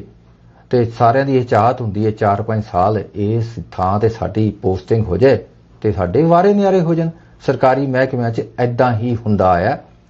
ਗੈਰ ਸਰਕਾਰੀ ਮਹਿਕਮੇ ਦੇ ਵਿੱਚ ਵੀ ਇਦਾਂ ਹੁੰਦਾ ਹੈ। ਸੁਣੀ ਨਹੀਂ ਕਹਾਵਤ, ਇੱਕ ਬੰਦਾ ਬਹੁਤ ਕਰਪਟ ਸੀ, ਇੱਕ ਬਾਅਦ ਚ ਆਫੀਸਰ ਬਣ ਗਿਆ, ਉੱਥੇ ਉਹਨੇ ਕਰਪਸ਼ਨ ਕਰਨ ਦੀ ਹੱਦ ਹੀ ਕਰਤੀ। ਸਾਰਿਆਂ ਨੇ ਸੋਚਿਆ ਵੀ ਇਹ ਬਦਨਾਮੀ ਬੜੀ ਸਾਡੇ ਮਹਿਕਮੇ ਦੀ ਏ, ਇਹਦੀ ਬਦਲੀ ਕਰ ਦਿਓ। ਉਹਦੀ ਬਦਲੀ ਕਰਤੀ ਵੀ ਉਹਨੂੰ ਲਹਿਰਾਂ ਗਿਰਨ ਤੇ ਲਾਤਾ। ਸਮੁੰਦਰ ਦੀਆਂ ਚੱਲ ਤੂੰ ਲਹਿਰਾਂ ਗਿਣ ਕੇ ਦੱਸਿਆ ਕਰ, ਸਵੇਰੇ ਲਹਿਰਾਂ ਕਿੰਨੀਆਂ ਨੇ, ਦੁਪਹਿਰੇ ਲਹਿਰਾਂ ਕਿੰਨੀਆਂ ਨੇ, ਸ਼ਾਮ ਨੂੰ ਲਹਿਰਾਂ ਕਿੰਨੀਆਂ ਨੇ। ਉਹ ਜਨਾਬ ਨੇ ਉੱਥੇ ਵੀ ਕਰਪਸ਼ਨ ਕਰ ਲਏ। ਉਹਨੇ ਜਿੰਨੇ ਵੀ ਜਹਾਜ਼ ਆਉਂਦੇ ਸੀ ਉਹਨਾਂ ਕੋਲੋਂ ਵੱਢੀ ਲੈਣੀ ਸ਼ੁਰੂ ਕਰਤੀ। ਕਿਸ਼ਤੀਆਂ ਵਾਲੇ ਨੂੰ ਦੇਖਣਾ ਚਾਹੀਦਾ ਇੱਥੇ ਕਿੰਨੇ ਪੈਸੇ, ਤੁਸੀਂ ਲਹਿਰਾਂ ਖਰਾਬ ਕਰਤੀਆਂ, ਸਰਕਾਰ ਨੂੰ ਬੜਾ ਘਾਟਾ ਪੈ ਗਿਆ। ਇਹ ਸਟੋਰੀ ਇਦਾਂ ਦੀ ਹੈ, ਥੋੜੀ ਮੈਂ ਟਵਿਸਟ ਕਰਕੇ ਦੱਸੀ ਹੈ। ਤੁਸੀਂ ਵੀ ਦੱਸ ਸਕਦੇ ਹੋ ਜੀ ਕਰਪਸ਼ਨ ਦੇ ਬਾਰੇ। ਪੰਜਾਬ ਦੇ ਵਿੱਚ ਕਿਹਾ ਜਾਂਦਾ ਪੰਜਾਬ ਦੇ ਵਿੱਚ ਪੁਲਿਸ ਬੜੀ ਬਦਨਾਮ ਹੈ, ਨਹਿਰੀ ਮਹਿਕਮਾ ਬੜਾ ਬਦਨਾਮ ਹੈ, ਪਟਵਾਰੀ ਬੜੇ, ਰੈਵਨਿਊ ਡਿਪਾਰਟਮੈਂਟ ਬੜਾ ਬਦਨਾਮ ਹੈ, ਖਜ਼ਾਨਾ ਮਹਿਕਮਾ ਬੜਾ ਬਦਨਾਮ ਹੈ, ਖਾਸ ਕਰ ਹੈਲਥ ਡਿਪਾਰਟਮੈਂਟ ਉਹ ਬੜਾ ਬਦਨਾਮ ਹੈ। ਕੋਈ ਮਹਿਕਮਾ ਇਹੋ ਜਿਹਾ ਹੈ ਹੀ ਨਹੀਂ ਜਿਹੜਾ ਨਹੀਂ ਬਦਨਾਮ। ਤੇ ਜਿਹੜਾ ਬਹੁਤ ਜ਼ਿਆਦਾ ਸ਼ਰੀਫ ਜਿਹਨੂੰ ਮੰਨਦੇ ਆ, ਉਹਨੇ ਕੋਈ ਪ੍ਰਾਪਰਟੀ ਨਹੀਂ ਬਣਾਈ। ਉਹਨੂੰ ਤੁਸੀਂ ਜਿਹੜਾ ਮੈਂ ਕੱਲ ਵਰਡ ਦੱਸਿਆ ਸੀ ਨਾ, ਐਫ ਵਰਡ ਕਹਿਣਾ ਸੀ ਉਹਦੇ ਬਾਰੇ। ਦੇਖੋ ਐਫ ਵਰਡ ਨਾ ਯੂਜ਼ ਕਰਿਆ ਕਰੋ। ਉਹ ਬੰਦਾ ਚੰਗਾ ਹੈ, ਜੇ ਬੰਦਾ ਕੰਮ ਨਹੀਂ ਕਿਸੇ ਦਾ ਕਰਦਾ ਉਹਨੂੰ ਬਹੁਤ ਮਾੜਾ ਕਿਹਾ ਜਾਂਦਾ। ਦੇਖੋ ਜੀ ਇਹ ਸਾਡਾ ਕੋਈ ਕੰਮ ਨਹੀਂ ਕਰਦਾ, ਇਹੋ ਜਿਹੇ ਅਫਸਰ ਦੀ ਬਦਲੀ ਕਰ ਦੇਣੀ ਚਾਹੀਦੀ, ਉਹਦੇ ਖਿਲਾਫ ਧਰਨਾ ਮੁਜ਼ਾਹਰਾ ਵੀ ਕਰ ਦਿਓ। ਇੱਕ ਗੱਲ ਹੋਰ ਦੱਸਣਾ, ਧਰਨੇ ਮੁਜ਼ਾਹਰੇ ਵਾਲੇ ਜਿਹੜੇ ਬੜੇ ਜਾਗਰੂਕ ਕਹਿੰਦੇ ਆਪਣੇ ਆਪ ਨੂੰ, ਇਹ ਮੁਰਦਾਬਾਦ ਜਿੰਦਾਬਾਦ ਕਰਦੇ ਨੇ। ਜਨਰਲ ਮੈਨੇਜਰ ਜਾਂ ਉਹਦੀ ਵਾਈਫ, ਸਪੋਜ਼ ਉਹਦਾ ਨਾਂ ਕੁਛ ਵੀ ਹੋਏ, ਮੁਰਦਾਬਾਦ ਮੁਰਦਾਬਾਦ ਕਰਨਗੇ, ਫਿਰ ਨਾਅਰੇ ਲਗਾਉਣਗੇ ਉਹ ਮਰ ਗਿਆ, ਆਪਣੀ ਵਾਈਫ ਦਾ ਨਾਂ ਲੈਣਗੇ, ਉਹ ਰੰਡੀ ਕਰ ਗਿਆ। ਬਾਅਦ ਵਿੱਚ ਸ਼ਾਮ ਨੂੰ ਉਸੇ ਜੀਐਮ ਸਾਹਿਬ ਦੇ ਘਰ ਬੈਠ ਕੇ ਉਹਦੀ ਚਾਪਲੂਸੀ ਕਰ ਰਹੇ ਹੋਣਗੇ, ਕਹਿਣਗੇ ਸਰ ਅਸੀਂ ਜੋ ਜੋ ਕਿਹਾ ਉਹ ਬੁਰਾ ਨਾ ਮੰਨਿਓ। ਬਾਅਦ ਵਿੱਚ ਡੀਲ ਵੀ ਬਣਾ ਲੈਣਗੇ। ਕਰਪਸ਼ਨ ਦਾ ਇਹ ਦੂਜਾ ਰੂਪ ਵੀ ਅਸੀਂ ਅੱਖੀ ਵੇਖਿਆ ਹੋਇਆ। ਹੁਣ ਇਨਸੀਡੈਂਟ ਨੂੰ ਐਗਜ਼ੈਕਟ ਤੁਹਾਡੇ ਸਾਹਮਣੇ ਜਾਣਬੁੱਝ ਕੇ ਨਹੀਂ ਦੱਸ ਰਹੇ, ਕਿਉਂਕਿ ਇਹ ਪ੍ਰੋਗਰਾਮ ਅੱਜ ਉਹ ਵੀ ਸੁਣ ਰਹੇ ਨੇ ਜਿਨ੍ਹਾਂ ਨੇ ਸਭ ਕੁਝ ਕੀਤਾ ਹੈ, ਹੰਡਾਇਆ। ਜ਼ਰੂਰ ਕਾਲ ਕਰੋ ਜੀ, ਘਬਰਾਓ ਨਾ। ਕਰਪਸ਼ਨ ਬਾਰੇ ਤੁਹਾਡਾ ਤਜਰਬਾ, ਤੁਹਾਡੇ ਐਕਸਪੀਰੀਅੰਸ ਬੈਡ ਵੀ ਹੋ ਸਕਦੇ ਨੇ, ਚੰਗੇ ਵੀ ਹੋ ਸਕਦੇ ਨੇ। ਜਾਂ ਕੋਈ ਇਹੋ ਜਿਹਾ ਇਨਸਾਨ ਜਾਂ ਇਹੋ ਜਿਹਾ ਕਾਲਰ ਸਾਡੇ ਨਾਲ ਆਵੇ ਜਿਹੜਾ ਇਹ ਕਹੇ ਕਿ ਮੈਂ ਕਦੇ ਵੀ ਕਰਪਸ਼ਨ ਦੇ ਦੌਰ 'ਚ ਗੁਜ਼ਰਿਆ ਹੀ ਨਹੀਂ, ਕਦੇ ਮੈਂ ਜ਼ਿੰਦਗੀ ਦੇ ਵਿੱਚ ਨਾ ਵੱਡੀ ਦੇ ਵਿੱਚ ਸ਼ਾਮਲ ਹੋਇਆ, ਨਾ ਵੱਡੀ ਦਿੱਤੀ ਤੇ ਨਾ ਕਿਸੇ ਕੋਲ ਲਈ। ਤੇ ਜਾਂ ਉਹ ਵੀ ਇੱਕ ਸਾਡੇ ਨਾਲ ਕਾਲ ਕਰਨ ਜਿਹੜੇ ਕਹਿੰਦੇ ਨੇ ਕਿ ਹਰ ਵਕਤ ਸਾਨੂੰ ਕਰਪਸ਼ਨ ਦੇ ਦੌਰ 'ਚ ਗੁਜ਼ਰਨਾ ਪਿਆ, ਸਾਡੇ ਸਾਹਮਣੇ ਉਸ ਬੰਦੇ ਫਲਾਂ ਬੰਦੇ ਨੇ ਕਰਪਸ਼ਨ ਕੀਤੀ ਲਈ। ਓਪਨ ਲਾਈਨਸ ਨੇ ਜੀ, ਆਪਣੇ ਦਿਲ ਦੇ ਬਲਬਲੇ, ਆਪਣੀ ਸਭ ਵਿਚਾਰ ਓਪਨ ਕਰ ਸਕਦੇ ਹੋ ਜੀ ਨਗਾਰਾ ਟੀਵੀ ਤੇ। ਘਬਰਾਇਆ ਨਾ ਕਰੋ ਜੀ, ਓਪਨ ਗੱਲ ਕਰਿਆ ਕਰੋ। ਔਰ ਹਰ ਫੀਲਡ 'ਚ, ਮੈਂ ਸਪੋਰਟਸ ਫੀਲਡ 'ਚ ਦੱਸਦਾ, ਉੱਥੇ ਵੀ ਕਰਪਸ਼ਨ ਚੱਲਦੀ। ਕਹਿੰਦੇ ਦੇਖੋ ਸਿਫਾਰਸ਼ੀ ਨੂੰ ਰੱਖ ਲਿਆ, ਇਹ ਸਿਫਾਰਸ਼ੀ ਨੂੰ ਰੱਖ ਲਿਆ, ਉਹ ਸਿਫਾਰਸ਼ੀ ਨੂੰ ਰੱਖ ਲਿਆ। ਏਰੀਆ ਵਾਈਜ਼ ਸਿਲੈਕਸ਼ਨ ਹੋ ਗਈ। ਬਹੁਤ ਪੁਰਾਣੀ ਗੱਲ ਹੈ ਜੀ। ਇੱਕ ਆਫੀਸਰ ਹੁੰਦੇ ਸਨ ਮਿਸਟਰ ਅਗਰਵਾਲ, ਮੈਂ ਸਰੇਆਮ ਨਾਂ ਲੈ ਰਿਹਾ ਜੀ, ਹੁਣ ਤਾਂ ਰਿਟਾਇਰ ਹੋ ਗਏ ਹੋਣਗੇ। ਮੇਰੇ ਨਾਲ ਉਹਨਾਂ ਦਾ ਕਿਸੇ ਤਰੀਕੇ ਨਾਲ ਤਕਰਾਰ ਹੋ ਗਈ। ਮੈਂ ਉਹਨਾਂ ਨੂੰ ਕਿਹਾ ਦੇਖੋ ਜੀ ਮੈਂ ਉਸ ਆਦਮੀ ਨਾਲ ਕੰਮ ਨਹੀਂ ਕਰ ਸਕਦਾ। ਉਹ ਜਿਹੜਾ ਮੇਰਾ ਸੁਪੀਰੀਅਰ ਹੈ ਉਹ ਬਿਨਾਂ ਕਰਪਟ ਹਰ ਚੀਜ਼ ਉਹ ਕਰਪਸ਼ਨ ਨਾ ਕਰਦਾ, ਤੇ ਉਹਦੇ ਨਾਲ ਰਹਿਣ ਦਾ ਮਤਲਬ ਕਿ ਅੱਜ ਫਸ ਗਏ ਕੱਲ ਫਸ ਗਏ। ਉਹਨੇ ਬੜੀ ਵਧੀਆ ਹਿੰਦੀ ਦੇ ਵਿੱਚ ਮੈਨੂੰ ਕਰਪਸ਼ਨ ਨੂੰ ਜਸਟੀਫਾਈ ਕਰ ਦਿੱਤਾ। ਕਹਿੰਦਾ ਕਰਪਸ਼ਨ ਕਿਤੇ ਨਹੀਂ।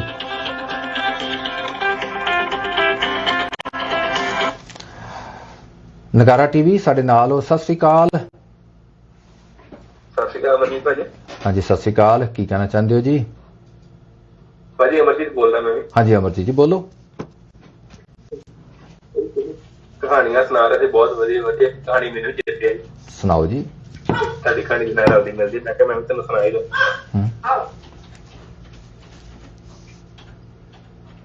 ਹਾਂਜੀ ਸੁਣਾਓ ਜੀ। ਹਾਂਜੀ ਬੋਲੋ ਜੀ, ਤੁਹਾਡੀ ਆਵਾਜ਼ ਬਿਲਕੁਲ ਕਲੀਅਰ ਹੈ। ਹਾਂਜੀ ਇਸ ਤਰ੍ਹਾਂ ਨਾ ਜਿਵੇਂ ਤੁਸੀਂ ਗੱਲ ਸੁਣਾ ਰਹੇ ਜੀ, ਇਸ ਤਰ੍ਹਾਂ ਹੀ ਦੋ ਕੰਟਰੈਕਟਰ ਸੀ, ਇੱਕ ਇੰਡੀਆ ਦਾ ਸੀ ਤੇ ਇੱਕ ਜਿਵੇਂ ਮੰਨ ਲਓ ਕੈਨੇਡਾ ਦਾ ਸੀ। ਤੇ ਇੰਡੀਆ ਵਾਲਾ ਕਿਤੇ ਗਿਆ ਕੈਨੇਡਾ ਵਾਲੇ ਕੋਲ ਜੀ, ਕਿਉਂਕਿ ਥੋੜੀ ਬਹੁਤ ਕਰਪਸ਼ਨ ਤੇ ਕੈਨੇਡਾ ਜੀ ਹੈ ਹੀ ਹੈ ਨਾ, ਹਨਾ ਸਵੇਰੀ ਗੱਲ ਕਰ ਰਹੇ ਭਾਜੀ। ਬਥੇਰੀ ਹੈ ਜੀ, ਥੋੜੀ ਬਹੁਤ ਨਹੀਂ ਬਥੇਰੀ ਹੈ, ਸਾਹਮਣੇ ਨਹੀਂ ਆਉਂਦੀ। ਜਾ ਕੇ ਵੇਖਿਆ ਵੀ ਹਾਂਜੀ ਹਾਂਜੀ, ਉੱਥੇ ਗਿਆ ਉਹਨੇ ਜਾ ਕੇ ਵੇਖਿਆ ਵੀ ਇਹਨੇ ਕੋਠੀ ਬਹੁਤ ਸੋਹਣੀ ਪਾਈ ਹੋਈ ਹੈ। ਕੈਨੇਡਾ ਵਾਲੇ ਨੇ ਪੁੱਛਿਆ ਵੀ ਤੇਰੀ ਕੋਠੀ ਏਦਾਂ ਕਿੱਦਾਂ ਪਈ ਏਡੀ ਵੱਡੀ? ਤੇ ਪਿੰਡ ਦਾ ਘਰ ਮੇਰੇ ਵਰਗਾ ਸੀ ਜੀ। ਕਹਿੰਦਾ ਤੂੰ ਇੰਜ ਕਰ, ਤੂੰ ਕੋਠੇ ਤੇ ਆ ਜਾ ਜੀ। ਕੋਠੇ ਤੇ ਲੈ ਜਾਂਦਾ, ਉੱਪਰ ਜਾ ਕੇ ਕਹਿੰਦਾ ਉਹ ਹੱਥ ਖੱਬਾ ਇਸ਼ਾਰੇ ਨਾਲ ਕਹਿੰਦਾ ਦੇਖ ਉਹ ਤੈਨੂੰ ਰੋਡ ਦਿਖਦਾ ਜੀ? ਕਹਿੰਦਾ ਹਾਂਜੀ ਹਾਂਜੀ ਦਿਖਦਾ ਹੀ ਦਿਖਦਾ। ਆਂਦਾ ਬਸ ਉਹ 5% ਖਾਧਾ ਆਪਾਂ ਤੇ ਆਪਣਾ ਘਰ ਏਡਾ ਵਧੀਆ ਬਣ ਗਿਆ, ਸਾਰੇ ਕੰਮ ਸੈੱਟ ਹੋ ਗਏ ਆਪਣੇ। ਕਹਿੰਦਾ ਜੀ ਬਹੁਤ ਵਧੀਆ। ਉਹ ਵਾਪਸ ਆਉਂਦਾ ਇੰਡੀਆ ਤੇ 5 ਸਾਲ ਬਾਅਦ ਕੈਨੇਡਾ ਵਾਲਾ ਇੰਡੀਆ ਵਾਲੇ ਕੋਲ ਆ ਜਾਂਦਾ। ਉਹ ਕਹਿੰਦਾ ਵੀ ਉਹਨੇ ਵੇਂਦਾ ਉਹ ਤੋਂ ਤਗੜੀ ਕੋਠੀ ਪਾਈ ਹੁੰਦੀ, ਅੱਗੇ ਆਪਣੇ ਸਵਿਮਿੰਗ ਪੂਲ ਪਾਇਆ ਹੁੰਦਾ, ਬਹੁਤ ਵਧੀਆ ਲਾਈਫ ਸਟਾਈਲ ਕੀਤਾ ਹੁੰਦਾ ਆਪਣਾ ਉਹਨੇ। ਉਹਨੂੰ ਪੁੱਛਦਾ ਵੀ ਤੂੰ ਤੇ ਮੇਰੇ ਨਾਲ ਵਧੀਆ ਘਰ ਪਾ ਲਿਆ, ਵੀ ਤੂੰ ਏਦਾਂ ਕਿਦਾਂ ਸੈੱਟ ਕੀਤਾ ਜੀ? ਆਂਦਾ ਨਹੀਂ ਕਰ, ਤੂੰ ਵੀ ਮੇਰੇ ਨਾਲ ਛੱਡ ਕੇ ਆਇਆ। ਉਹ ਚੌਥੀ ਮੰਜ਼ਿਲ ਤੇ ਲੈ ਜਾਂਦਾ ਉੱਪਰ, ਇਸ਼ਾਰੇ ਨਾਲ ਕਹਿੰਦਾ, ਆਂਦਾ ਉਹ ਤੈਨੂੰ ਰੋਡ ਦਿਖਦਾ ਜੀ? ਉਹ ਆਂਦਾ ਨਹੀਂ ਦਿਖਦਾ। ਆਂਦਾ ਮੇਰਾ ਕਹਿਣ ਦਾ ਮਤਲਬ ਇਹੋ ਵੀ ਉੱਥੋਂ ਰੋਡ ਲੰਘਣਾ ਸੀ ਜੇ ਮੈਂ ਕੋਠੀ ਕਾਠੀ ਦਾ ਕੋਈ ਨਾ ਪਾਇਆ ਹੁੰਦਾ। ਇੰਨੀ ਕਰਪਸ਼ਨ ਜਿਹੜੀ ਆਪਣੀ ਏਰੀਆ ਵਿੱਚ ਕਰ ਜਾਂਦੇ ਆ। ਵੈਸੇ ਜੀ ਤੁਸੀਂ ਕਰਪਸ਼ਨ ਦੀ ਗੱਲ ਕੀਤੀ ਅਮਰਜੀਤ ਜੀ, ਮੈਨੂੰ ਯਾਦ ਹੈ, ਮੈਨੂੰ ਇੱਕ ਬਟਾਲੇ ਦੇ ਮੇਰੇ ਨਾਲ ਮੇਰੇ ਦੋਸਤ ਸੀ ਇਸ ਟਾਈਮ ਜਹਾਨ 'ਚ ਚਲੇ ਗਏ, ਉਹ ਨਲਕਿਆਂ ਵਾਲੇ ਨਾਂ ਤੇ ਮਸ਼ਹੂਰ ਸਨ, ਸ਼ਾਇਦ ਸਾਡਾ ਅੱਜ ਪ੍ਰੋਗਰਾਮ ਵੀ ਸੁਣ ਰਹੇ ਹੋਣ, ਬੜੇ ਫੇਮਸ ਹਨ ਜੀ, ਰਾਮਗੜੀਆ ਇੰਜੀਨੀਅਰਿੰਗ ਵਰਕਸ ਉਹਨਾਂ ਦੀਆਂ ਇੰਨੀਆਂ ਕੁ ਸਨ ਕਿ ਬਟਾਲੇ 'ਚ ਕਾਫੀ ਫੈਕਟਰੀਜ਼, ਅੰਮ੍ਰਿਤਸਰ ਦੇ ਵਿੱਚ ਵੀ, ਇੱਥੋਂ ਤੱਕ ਪਠਾਨਕੋਟ ਦੇ ਵਿੱਚ ਵੀ ਬੜੀ ਤਰੱਕੀ ਕੀਤੀ ਉਹਨਾਂ ਬੰਦਿਆਂ ਨੇ। ਉਹ ਮੇਰੇ ਕੋਲ ਆਉਂਦੇ ਹੁੰਦੇ ਸੀ ਕਿ ਕੋਈ ਐਜ਼ ਏ ਰੇਲਵੇ ਕੰਟਰੈਕਟਰ, ਉਹਨਾਂ ਦਾ ਮੇਰੇ ਨਾਲ ਵਾਸਤਾ ਪੈਂਦਾ ਸੀ। ਉਹਨਾਂ ਨੇ ਗੱਲਾਂ ਦੱਸੀਆਂ ਕਿ ਆਪਾਂ ਹਰ ਤਰ੍ਹਾਂ ਦੇ ਕੰਟਰੈਕਟ ਲਏ ਨੇ। ਮੈਂ ਕਿਹਾ ਜੀ ਕਿੱਦਾਂ ਦੇ? ਕਹਿੰਦੇ ਅਸੀਂ ਜਿਹੜੀ ਇੰਡੋ ਪਾਕਿਸਤਾਨ ਲੱਗੀ ਸੀ ਨਾ ਆਪਣੀ ਕੰਡਿਆਲੀ ਤਾਰ, ਇਹਦਾ ਵੀ ਠੇਕਾ ਸਾਡੇ ਕੋਲ ਸੀ। ਮੈਂ ਬੜਾ ਹੈਰਾਨ ਹੋਇਆ, ਦਿਲਚਸਪ ਖਬਰ ਸੀ। ਕਹਿੰਦੇ ਤੁਹਾਨੂੰ ਦੱਸੀਏ ਕਿ ਜਿਹੜੀ ਤਾਰ ਇੰਡੀਅਨ ਸਾਈਡ ਦਾ ਕੰਟਰੈਕਟਰ ਲਾਂਦਾ ਸੀ, ਉਹਦੀ ਇੰਸਪੈਕਸ਼ਨ ਪਾਕਿਸਤਾਨ ਦੇ ਅਫਸਰ ਕਰਦੇ ਸੀ, ਤੇ ਜਿਹੜੇ ਪਾਕਿਸਤਾਨ ਵਾਲਾ ਬੰਦਾ ਕਰਦਾ ਸੀ ਕੰਟਰੈਕਟਰ, ਉਹਦੀ ਇੰਸਪੈਕਸ਼ਨ ਭਾਰਤ ਵਾਲੇ ਬੰਦੇ ਕਰਦੇ ਸੀ। ਤੇ ਮੈਂ ਕਿਹਾ ਫੇਰ? ਕਹਿੰਦੇ ਸਾਨੂੰ ਪਾਕਿਸਤਾਨੀ ਅਫਸਰ ਨੂੰ ਰਿਸ਼ਵਤ ਦੇਣੀ ਪੈਂਦੀ ਸੀ। ਮੈਂ ਕਿਹਾ ਕਮਾਲ ਹੈ। ਕਹਿੰਦਾ ਅਸੀਂ ਤਾਂ ਪਾਕਿਸਤਾਨ ਵੀ ਰਿਸ਼ਵਤ ਦੇ ਕੇ ਆਏ ਹਾਂ। ਮੈਂ ਬੜਾ ਹੱਸਿਆ ਤੇ ਪਾਕਿਸਤਾਨ ਕਿੱਦਾਂ ਤੁਸੀਂ ਰਿਸ਼ਵਤ ਦੇ ਸਕਦੇ ਹੋ? ਦੇਖੋ ਰਿਸ਼ਵਤ ਦੀ ਕਿੰਨੀ ਮਹਾਨਤਾ, ਮੈਂ ਮਹਾਨਤਾ ਨਹੀਂ ਕਹੂੰਗਾ, ਕਿੰਨਾ ਇਹਦਾ ਪ੍ਰਸਾਰ ਹੋ ਰਿਹਾ। ਕਹਿੰਦੇ ਨੇ ਹਰ ਚੀਜ਼ ਦਾ ਵਾਇਰਸ ਬੜਾ, ਬਾਰਡਰ ਨਹੀਂ, ਦੇਖੋ ਦੁਸ਼ਮਣ ਮੁਲਕ ਦੇ ਆਪਣੇ ਆਪ ਨੂੰ ਇੱਕ ਦੂਜੇ ਦੇ ਦੁਸ਼ਮਣ ਮੁਲਕ ਕਹਾਉਣ ਵਾਲੇ ਵੀ ਰਿਸ਼ਵਤ ਦੇਣ ਲੱਗੇ ਆ। ਬੜੇ ਹੀ ਕਹਿੰਦੇ ਨੇ ਕਿ ਸਾਡਾ ਕਿੰਨਾ ਆਪਸੀ ਭਾਈਚਾਰਾ, ਇਹੀ ਭਾਈਚਾਰਾ ਜੀ, ਰਿਸ਼ਵਤ ਦਾ ਭਾਈਚਾਰਾ। ਇਹ ਖਬਰ ਕੋਈ ਜਿਸ ਨੇ ਦੱਸੀ ਮੈਨੂੰ, ਕੋਈ ਮੇਰਾ ਬੜਾ ਖਾਸ ਸੀ ਜੀ, ਚਲੋ ਜਹਾਨ ਤੋਂ ਚਲਾ ਗਿਆ, ਨਹੀਂ ਤਾਂ ਉਹਨੂੰ ਵੀ ਬਟਾਲੇ ਵਾਲੇ ਸਰਦਾਰ ਸੁਖਦੇਵ ਸਿੰਘ ਰਾਮਗੜੀਆ ਜੀ ਹੁੰਦੇ ਤੇ ਉਹ ਜ਼ਰੂਰ ਬੜੇ ਚਾਅ ਨਾਲ ਦੱਸਣਾ ਸੀ। ਉਹਨਾਂ ਨੇ ਇੱਕ ਹੋਰ ਖਬਰ ਦੱਸੀ, ਕਹਿੰਦੇ ਕਿ ਮੈਂ ਮੁੱਖ ਮੰਤਰੀ ਹੁੰਦੇ ਸਨ ਭਜਨ ਲਾਲ ਹਰਿਆਣੇ ਦੇ, ਕਹਿੰਦੇ ਜੀ 2 ਲੱਖ ਰੁਪਏ ਮੇਰੇ ਕੋਲ ਰਿਸ਼ਵਤ ਲੈਣੀ, ਕਿਉਂਕਿ ਮੇਰਾ ਬਿੱਲ ਨਹੀਂ ਪਾਸ ਹੋ ਰਿਹਾ ਸੀ। ਬਿੱਲ ਮੇਰਾ ਉਸ ਜ਼ਮਾਨੇ ਕੋਈ 15 ਲੱਖ ਦਾ ਸੀ। 2 ਲੱਖ ਦੇ ਦਿਓ ਸਰਦਾਰ ਜੀ। 2 ਲੱਖ ਕਿਆ ਆਪਕੇ लिए? ਤੇ ਕਹਿੰਦਾ ਮੈਨੂੰ, ਕਹਿੰਦਾ ਚੰਗੀ ਤਰ੍ਹਾਂ ਹਿੰਦੀ ਨਹੀਂ ਆਉਂਦੀ। ਕਹਿੰਦਾ ਉਹ ਮੁੜ ਕੇ ਠੇਠ ਪੰਜਾਬੀ 'ਚ ਆ ਕੇ ਮੈਂ ਹੈਰਾਨ ਹੋ ਗਿਆ, ਉਹਨਾਂ ਨੂੰ ਪੰਜਾਬੀ ਵੀ ਚੰਗੀ ਤਰ੍ਹਾਂ ਆਉਂਦੀ ਸੀ। ਉਹ ਬਿਸ਼ਨੋਈ ਸਨ, ਕਿਸੇ ਜ਼ਮਾਨੇ ਪਾਕਿਸਤਾਨ ਵਾਲੇ ਇਲਾਕੇ 'ਚ ਉੱਥੇ ਮੂਵ ਹੋ ਕੇ ਗਏ ਸਨ, ਉਹਨਾਂ ਨੂੰ ਪੰਜਾਬੀ ਵੀ ਆਉਂਦੀ ਸੀ ਔਰ ਹਰਿਆਣਵੀ ਪੰਜਾਬੀ ਬੋਲ ਲੈਂਦੇ ਨੇ। ਤੇ ਰਿਸ਼ਵਤ ਲੈਣੀ ਹੋਵੇ ਤੇ ਬੋਲੀ ਰਿਸ਼ਵਤ ਵਾਲਿਆਂ ਨੂੰ ਸਾਰੀ ਤਰ੍ਹਾਂ ਦੀ ਬੋਲੀ ਆ ਜਾਂਦੀ ਹੈ। ਕਹਿੰਦੇ ਮੈਨੂੰ 2 ਲੱਖ ਦੇਣਾ ਪਿਆ। ਮੈਂ ਕਿਹਾ 2 ਲੱਖ, ਚੀਫ ਮਿਨਿਸਟਰ ਹੈ ਆਫਟਰ ਆਲ ਹਰਿਆਣੇ ਦਾ, ਤੇ 2 ਲੱਖ ਚੀਫ ਮਿਨਿਸਟਰ ਤੱਕ ਜਾਂਦਾ।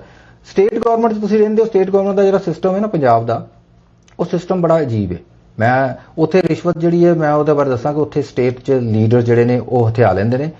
ਵੈਸੇ ਜਿਹੜੇ ਸਰਕਾਰੀ ਆਫੀਸਰ ਨੇ ਨਾ, ਮੈਂ ਦੱਸਾਂ ਕਰਪਸ਼ਨ ਦੇ ਮਾਮਲੇ 'ਚ ਬੜੀ ਚੀਜ਼ ਨੇ, ਉਹਨਾਂ ਨੂੰ ਬੜੇ ਤਰੀਕੇ ਨਾਲ ਕੰਮ ਕਰਨਾ ਆਉਂਦਾ ਹੈ। ਮੈਂ ਕੱਲ ਦੇ ਪ੍ਰੋਗਰਾਮ 'ਚ ਹੀ ਦੱਸਿਆ ਸੀ, ਜੇ ਤੁਸੀਂ ਸੁਣਿਆ ਹੋਵੇ, ਕੱਲ ਦੇ ਪ੍ਰੋਗਰਾਮ 'ਚ ਦੱਸਿਆ ਕਿ ਜਿਹੜੀ ਫਾਈਲਸ ਹੁੰਦੀਆਂ ਨੇ ਨਾ ਸਾਡੀਆਂ, ਜਿਹੜੀਆਂ ਸਰਕਾਰੀ ਫਾਈਲਸ, ਉਹ ਖਾਸ ਕਰ ਜਿੱਥੇ ਰੱਜ ਕੇ ਕਰਪਸ਼ਨ ਕੀਤੀ ਹੁੰਦੀ, ਕਿਕ ਬੈਕਸ ਹੁੰਦੀਆਂ ਨੇ, ਉਹਨਾਂ ਦੇ ਵਿੱਚ ਕੱਖ ਨਹੀਂ ਲੱਭਦਾ। ਜਿਹੜਾ ਮਰਜ਼ੀ ਲੱਭ ਲਵੇ, ਕੋਈ ਜ਼ਿਆਦਾ ਹੀ ਕਿਸੇ ਨੇ ਕੁਤਾਹੀ ਕਰ ਲਈ, ਕੁਤਾਹੀ ਪਤਾ ਕਿਹੜੀ? ਗਲਤੀ ਕਰ ਲਈ। ਕੁਤਾਹੀ ਮੈਂ ਵਰਡ ਗਲਤ ਚੂਜ਼ ਕਰ ਲਿਆ, ਕੁਤਾਹੀ ਅਸੀਂ ਅਦਰ ਸੈਂਸ ਲੈਂਦੇ ਹਾਂ। ਗਲਤੀ ਕਰ ਲਈਏ ਤੇ ਉਹ ਕਰਪਸ਼ਨ ਦੇ ਕੇਸ 'ਚ ਕਿਸੇ ਨਾ ਕਿਸੇ ਜ਼ਮਾਨੇ ਫਸ ਜਾਏਗਾ।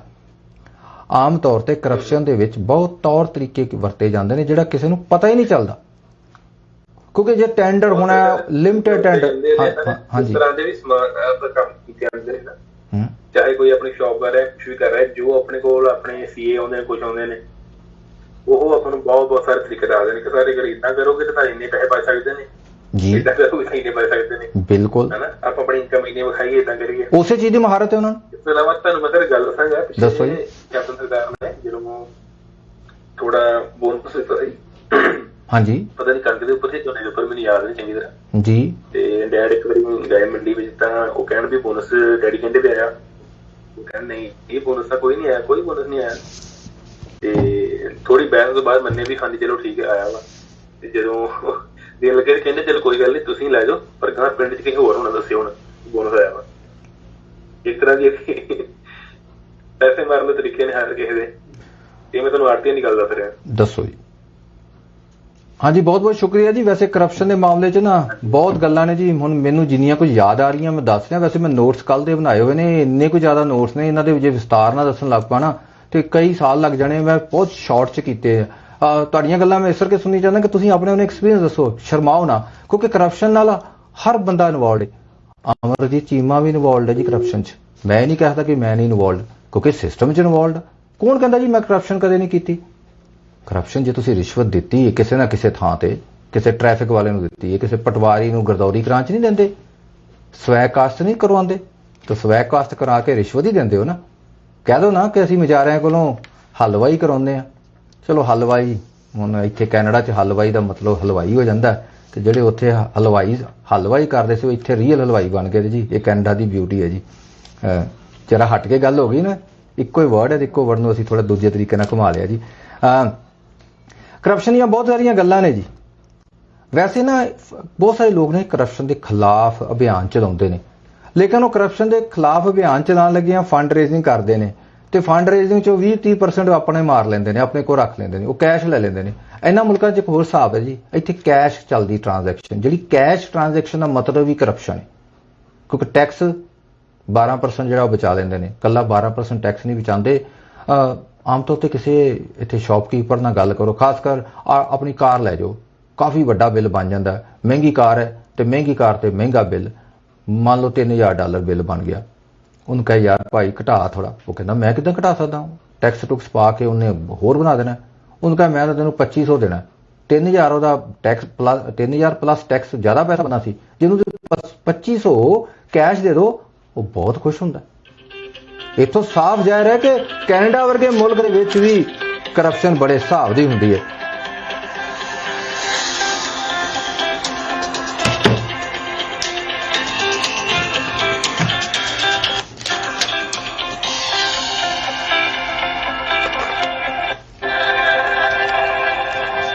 ਬੜੀ ਹੈਲਪ ਕਰਦੇ ਜੀ ਤੁਹਾਡੀ।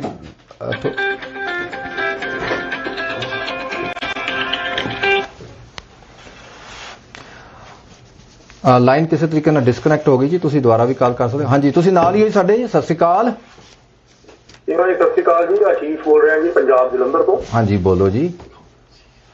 ਤੁਸੀਂ ਕਰਪਸ਼ਨ ਦੀ ਡਿਸਕਸ਼ਨ ਕਰ ਰਹੇ ਹੋ ਜੀ, ਮਤਲਬ ਇਹ ਤੇ ਰਗਾਂ 'ਚ ਵਸੀ ਹੋਈ ਹੈ।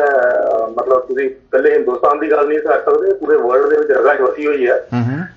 ਤੁਸੀਂ ਕਰਪਸ਼ਨ ਦੀ ਗੱਲ ਕਰ ਰਹੇ ਹੋ, ਪੈਸੇ ਦੇ ਮੁਤਾਬਕ ਕਿ ਪੈਸਾ ਮੰਗ ਰਿਹਾ ਹੈ ਜਾਂ ਪੈਸੇ ਚੜ ਰਹੇ ਨੇ।